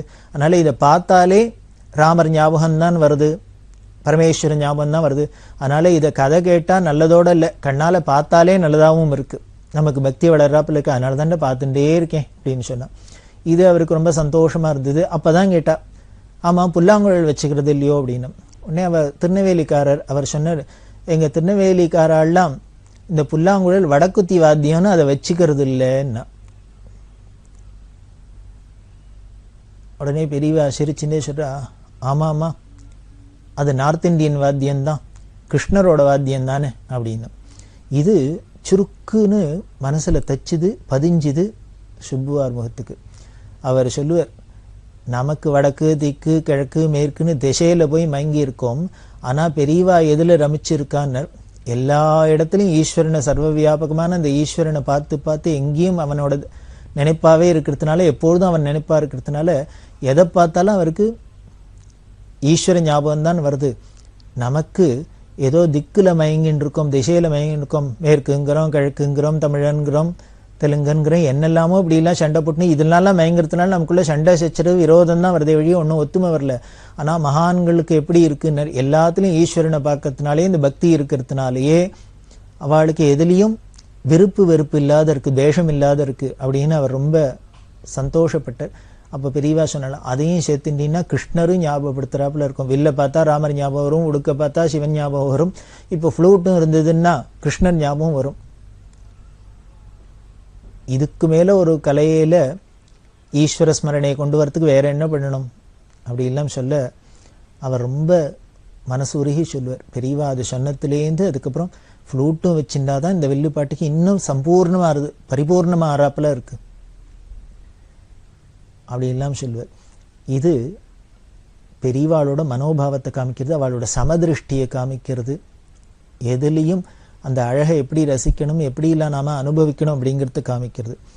இது சுப்பு ஆரம்பத்துக்கு ஏற்பட்ட அனுபவம். திருமுருக கிருபானந்த வாரியார் எப்பொழுதும் இந்த ஆகம சில்ப சதஸ்கெல்லாம் வருவார்.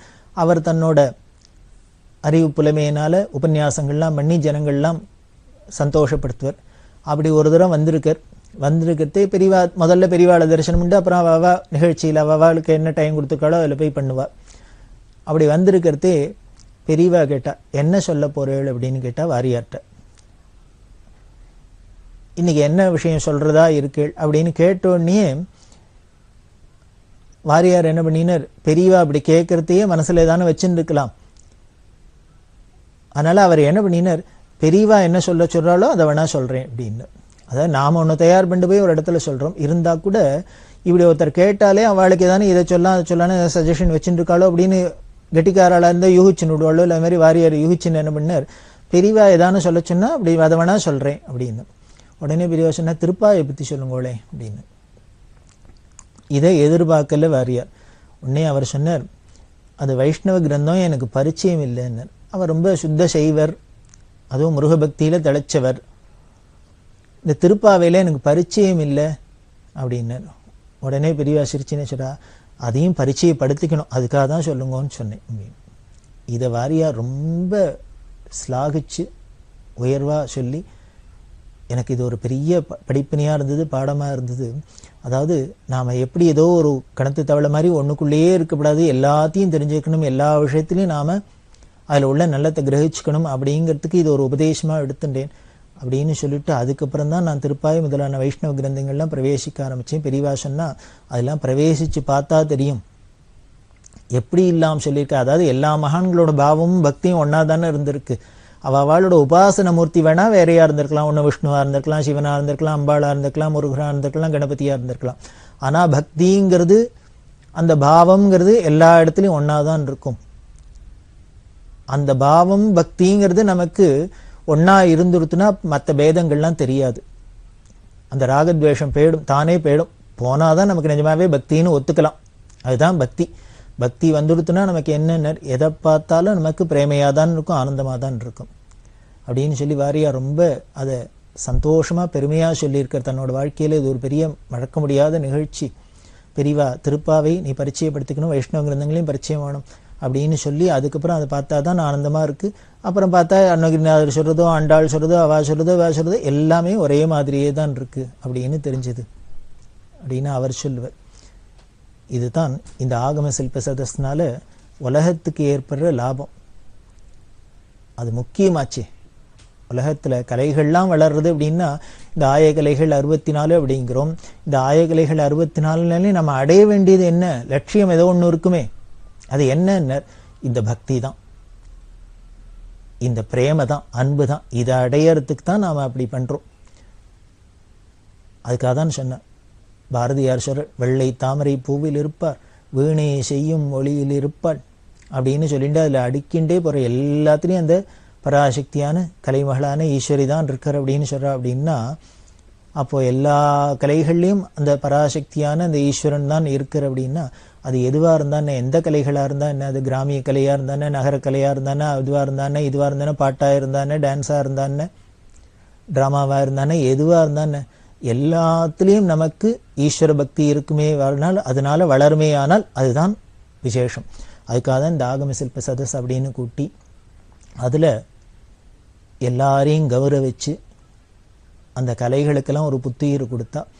அதில் இந்த சில்ப கலைஞர்களை பற்றி சொல்லணும். இந்த சில்ப கலைஞர்கள்லாம் ரொம்ப சிரமப்பட்டுண்டு இவா வேறு தொழில் கோவில்கள் கட்டுறதுங்கிறதெல்லாம் இல்லாத இவாளோட காரியத்துக்கு ஜீவனத்துக்கு என்ன பண்ணுன்னு தெரியாத சினிமா செட்டிங்லாம் போடுறாப்பெல்லாம் போயிருந்தா. அப்படி இருக்கிறவாளுக்கெல்லாம் புத்துயிர் கொடுத்தா. இன்றைக்கி பார்த்தேன்னா அவள்லாம் எல்லாம் உலகத்தில் எல்லா இடத்துலையும் கோவில்லாம் கட்டுறா, நமது கலாச்சாரம்லாம் பரவின்னு இருக்கு. இதுக்கெல்லாம் காரணம் அன்றைக்கி பெரியவா பண்ணினது ஏற்றி வச்ச வழக்கு அப்படின்னு சொல்லணும். பொம்மலாட்டம், இந்த பொம்மலாட்ட கலைஞர்கள் அப்படிங்கிறது இந்த காலகட்டத்தில் பார்த்தேன்னா அதெல்லாம் இல்லாதையே போயிடுது. பொம்மலாட்டம் அப்படிங்கிறது அப்படி ஒரு அபூர்வமான கலை. ஈஸ்வரன் அப்படிங்கிற இந்த நாடகம் மேடை, இந்த உலகத்தை இந்த பிரபஞ்சத்தை ஒரு மேடையாக சிருஷ்டி பண்ணி இதில் நம்மளை அத்தனை பேரையும் ஆட விட்டுருக்கார். நாம் எல்லாரும் ஆடின்னு இருக்கோம். ஆனால் ஒன்று மட்டும் மறந்து போய் ஆடுறோம். என்னென்ன, நாம் அத்தனை பேரையும் சூத்திரதாரியாக பகவான்கிற ஒருத்தம் பிடிச்சி ஆட்டி வச்சுன்னு இருக்கான் அப்படிங்கிறத மட்டும் மறந்து போயிட்டோம். ஆட்டுவித்தால் ஆரொருவர் ஆடாதாரே அப்படின்லாம் சொல்கிறோம். நம்மளை அத்தனை பேர் கயிறும் சூத்திரதாரியாக பகவான் தான் இருந்துன்னு மேலேருந்து ஆட்டி படைக்கிறான் அப்படிங்கிறத காமிக்கிறது தான் அந்த பொம்மலாட்டம். அதில் பார்த்தீங்கன்னா அந்த பொம்மலாட்ட கலைஞர் மேலே இருந்துன்னு ஆட்டி படைக்கிற, கீழே பார்த்தா நமக்கு பார்க்குறவாளுக்கு அந்த மேலே இருக்கிற ஆட்டி படைக்கிற ஆள் தெரியாது, அவர் மரவில் தான் இருக்கார். இந்த ஆடுற ஆட்டம் மட்டும்தான் தெரியும். இதை பார்த்து தான் நாம் ரசிக்கிறோம். இதுதான் இந்த பொம்மலாட்ட கலை. அதெல்லாம் நமக்கு புத்துயிர் கொடுக்கறதுக்காக பெரியவா பண்ணினா. இப்படி பல விஷயங்கள் இந்த 62 வருஷம் ஆகம சில்ப சதஸில் ஆரம்பித்து பண்ணினது இன்னைக்கு நடந்துன்னு வருது. இன்னும் இதெல்லாம் பிரபலமாக நடக்கணும் அப்படிங்கிறது தான் பெரியவாளோட ஆசை. அதுக்கெல்லாம் ஆதரவு கொடுக்கணும், அதெல்லாம் வளரணும் அப்படிங்கிறது தான் பெரியவாளோட ஆசை. அந்த ஆசையும் எப்போதும் பெரியவா அனுகிரகத்தில் பூர்த்தியாகும் அப்படின்னு சொல்லி தொடர்ந்து பார்க்க போகிறோம். பெரியவா சரணம். இந்நிகழ்ச்சியின் அடுத்த பகுதி நாளை மாலை இதே நேரத்தில் ஒளிபரப்பாகும். பெரியவா சரணம். பெரியவா சரணம். அடுத்த நிகழ்ச்சி திருவாசக இன்னிசை. வழங்குபவர் ஸ்ரீ சத்குருநாத தேசிகர் அவர்கள். பெரியவா சரணம். திருச்சிற்றம்பலம். அதிசயப்பத்து. வைப்பு மாடு என்றும் மாணிக்கத்து ஒளி என்றும்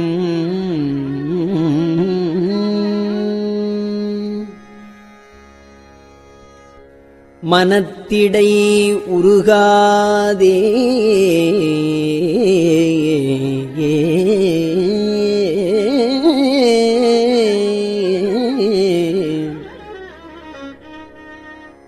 செப்பு நேர்முலை மடவரலியரு தங்கள் திறத்து இடை நைவேனை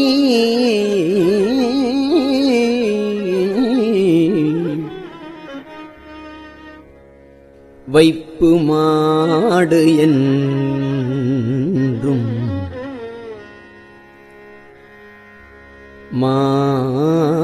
மாணிக்கத்து ஒளி என்றும் மனத்திடை உருகாதே செப்பு நேர்முலை மடவரலியர் தங்கள் திறத்து இடை நைவேனை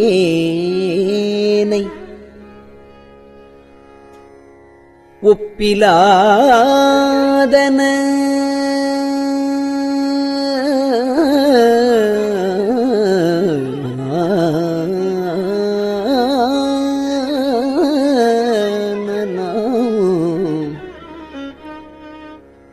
உவமனில் இறந்தன உன் மலர் திருப்பாதத்து அப்பன்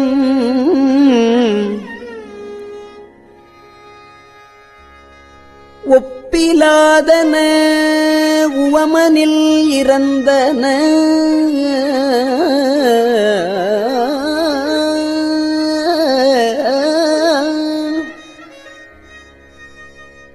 உன்மலர் திருப்பாதத்து அப்பன்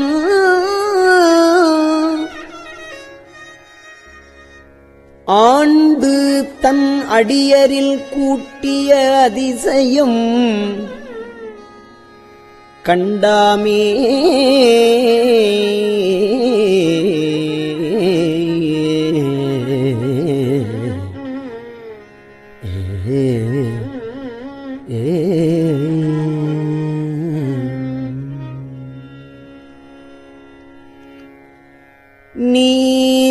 நீதியாவன யாவையும் நினைக்கிலேன்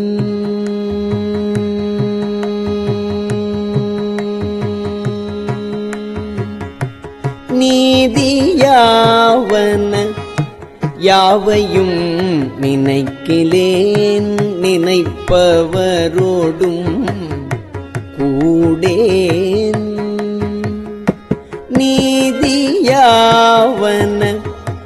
யாவையும் நினைக்கிலேன் நினைப்பவரோடும் கூடேன் ஏதமே பிறந்து இறந்து உழல்வேந்தனை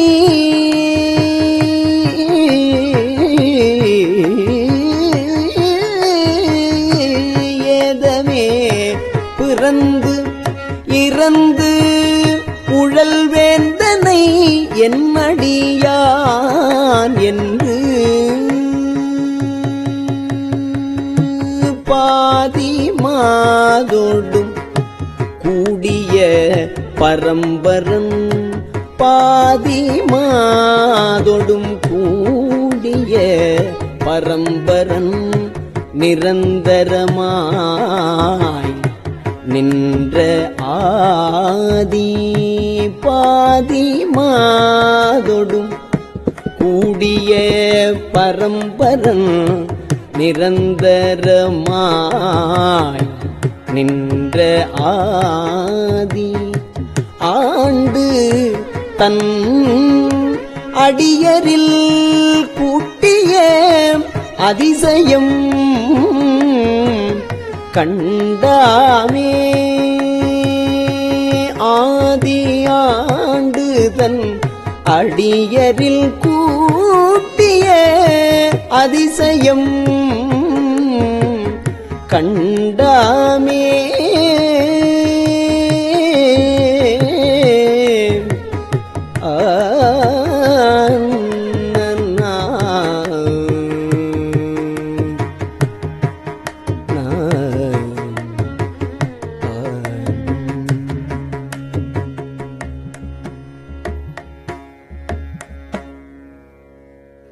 முன்னை என்னுடை வல்வினை போயிட முக்கணது உடை எந்தை தன்னை யாவரும் அறிவதற்கு அரியவன் எளியவன் அடியார்க்கு பொன்னை வென்றதோர் புரிசடை முடிதனில் பொன்னை வென்றதோர் புரிசடை முடிதனில் இளமதி அது வைத்த அன்னை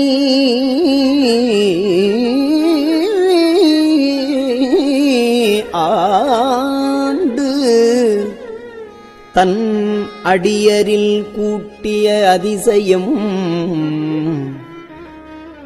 கண்டாமே.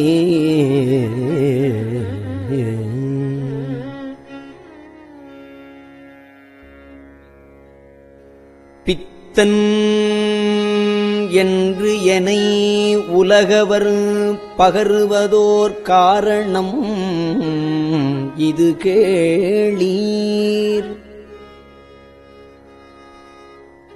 ஒத்து சென்று தன் திருவருள் கூடிடும் உபாயம் அது அறியாமே.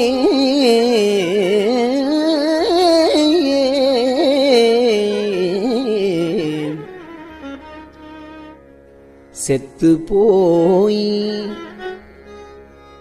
அரு நரகிடை வீழ்வதற்கு ஒருப்படுகின்றேனை.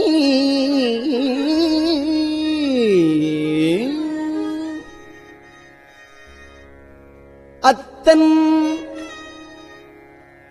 செத்து போய் அரு நரகிடை வீழ்வதற்கு ஒருப்படுகின்றேனை.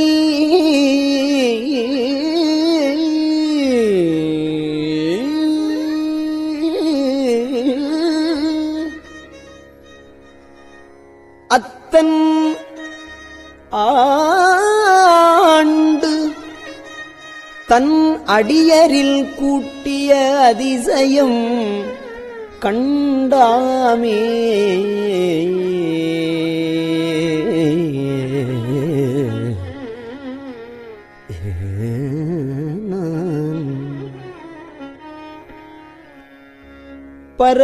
பரவுவாரவர் பாடு சென்று பரவுவாரவர் பாடு சென்று அணைகிலேன் பன்மலர் பறித்து ஏத்தேன் குறவுவார் குழலார் திறத்தே நின்று குடி கெடுகின்றேனை. இரவு நின்று எரியாடிய எம்முறை எரிசடை மிளிர்கின்ற அரவன் ஆண்டு அரவன் ஆண்டு தன் அடியரில் கூட்டிய அதிசயம் கண்டாமே.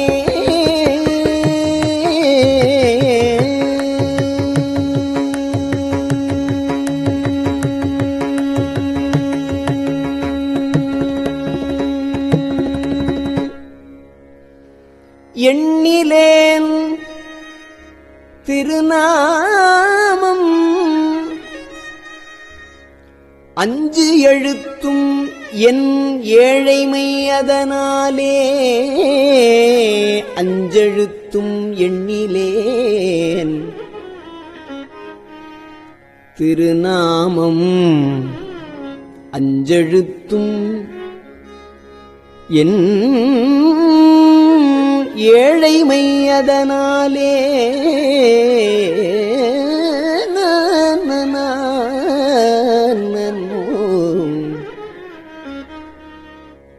நன்னிலேன் கலைஞானிகள் தம்மொடும் நல்வினை நயவாதேன் மண்ணிலே பிறந்து இறந்து மண்ணாவதற்கு ஒருப்படுகின்றேனை.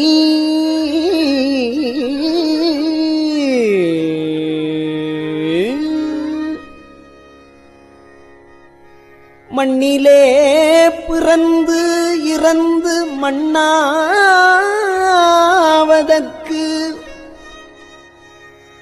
ஒருப்படுகின்றேனை.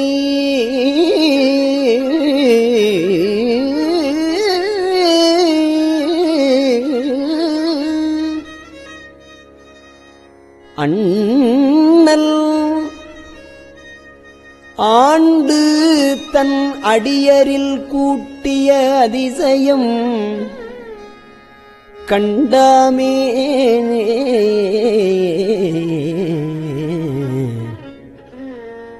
அதிசயம் கண்டாமே.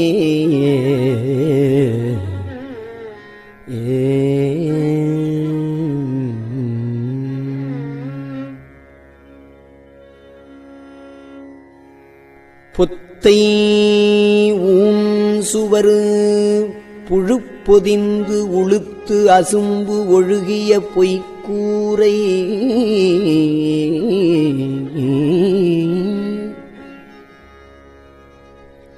இத்தை மெய்யெனக் கருதி நின்று இடர்கடற் சுழித்தலைப்படுவேனை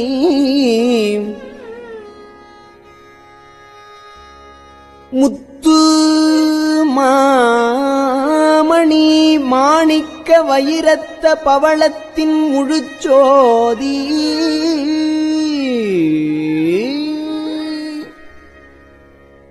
அத்தன் ஆண்டு தன் அடியரில் கூட்டிய அதிசயம் கண்டாமே.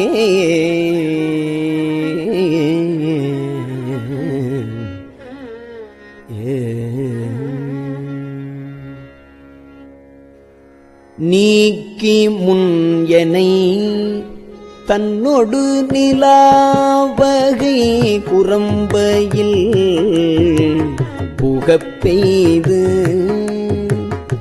நீக்கி முன் எனை தன்னொடு நிலாவகை குரம்பையில் புகப்பெய்து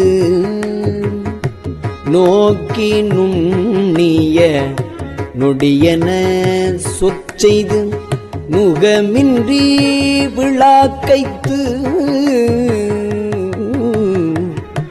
தூக்கி முன் செய்த பொய்யற துகளறுத்து எழுதரு சுடர்ச்சோதி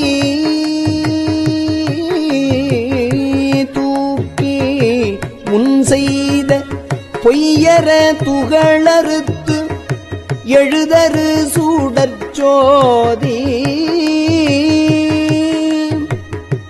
ஆக்கி ஆண்டுதல் அடியரில் கூட்டிய அதிசயம் கண்டாமே.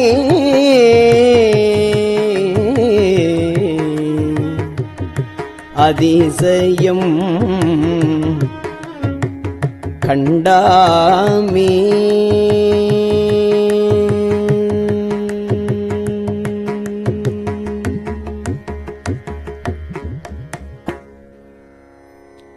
உற்ற ஆக்கையின் உருபொருள் நறுமலர் எழுதரு நாற்றம் போல் பற்றல் ஆவதோ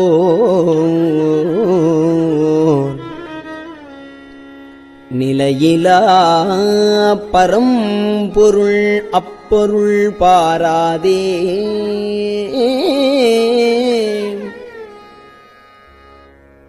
பெற்றவா பெற்ற பயனது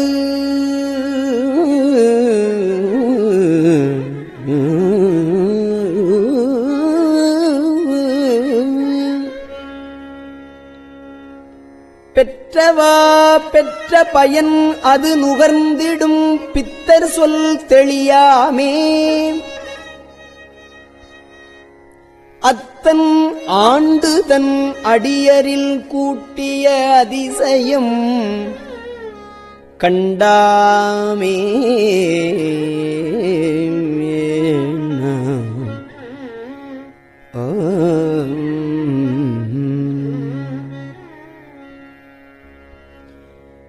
இருள் திணிந்து எழுந்து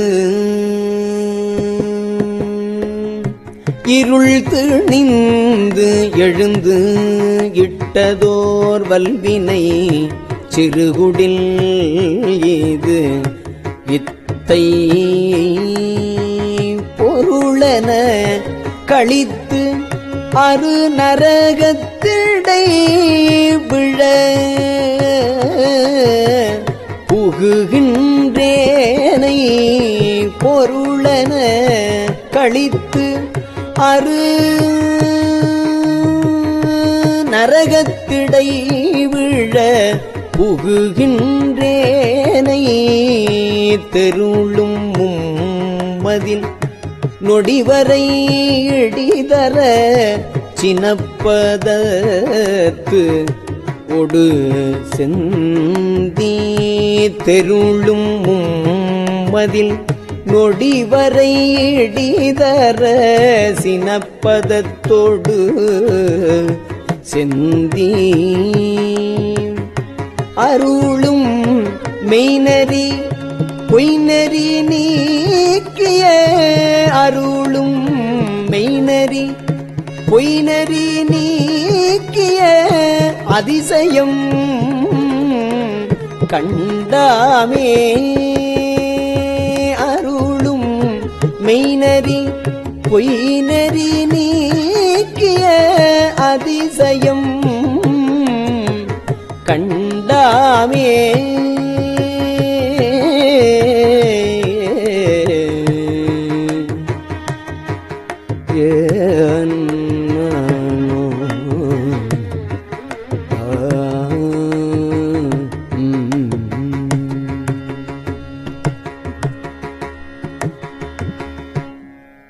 திருச்சிற்றம்பலம்.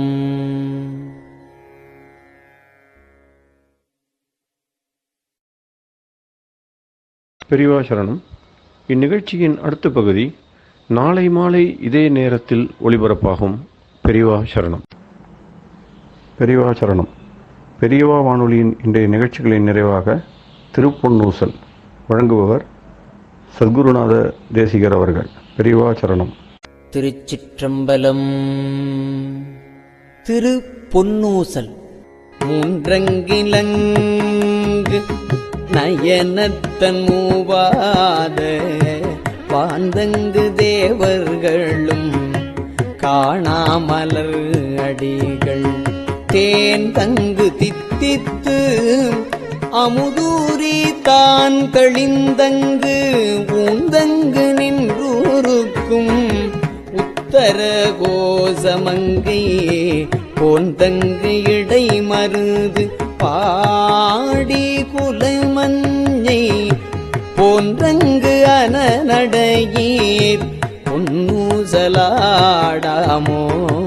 போன்றங்கு அனநடையீர் பொன்னூசலாடாமோ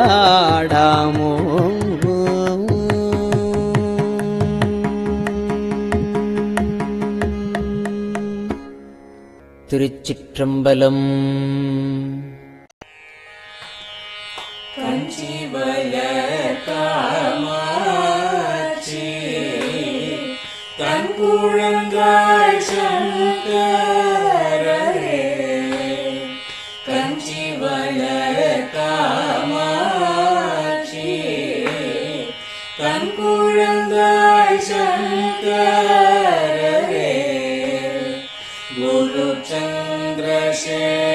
சந்திரசேகரரே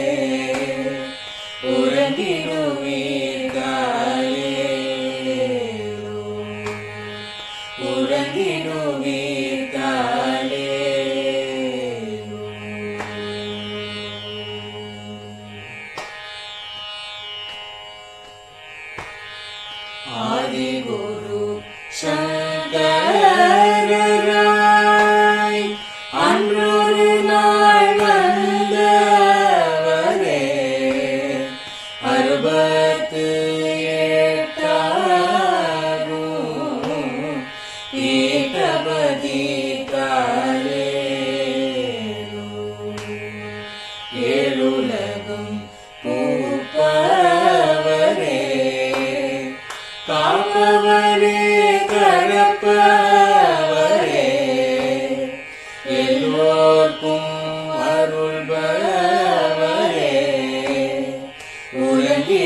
உலகிடுவீர்காலே அயனுடனே மாலவனோ தேடிய பொற்பதத்தவரே அருமறைகள்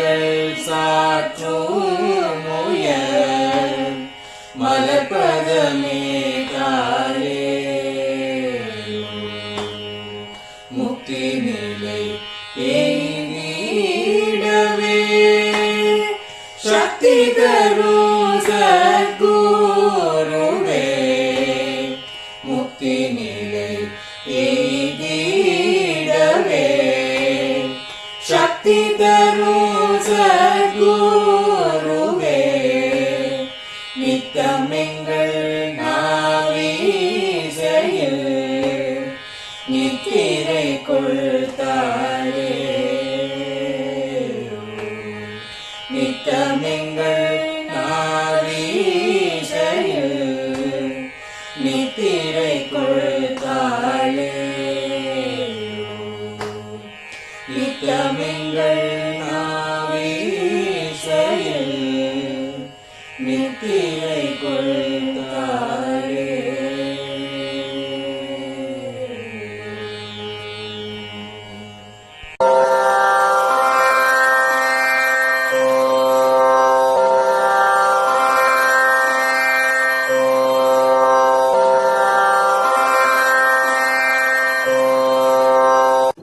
பெரியவா சரணம். பெரியவா வானொலியின் மாலை நிகழ்ச்சிகள் இத்துடன் நிறைவடைகின்றன. எமது அடுத்த ஒளிபரப்பு நாளை காலை இந்திய நேரப்படி 6 மணிக்கு துவங்கும். பெரியவா சரணம்.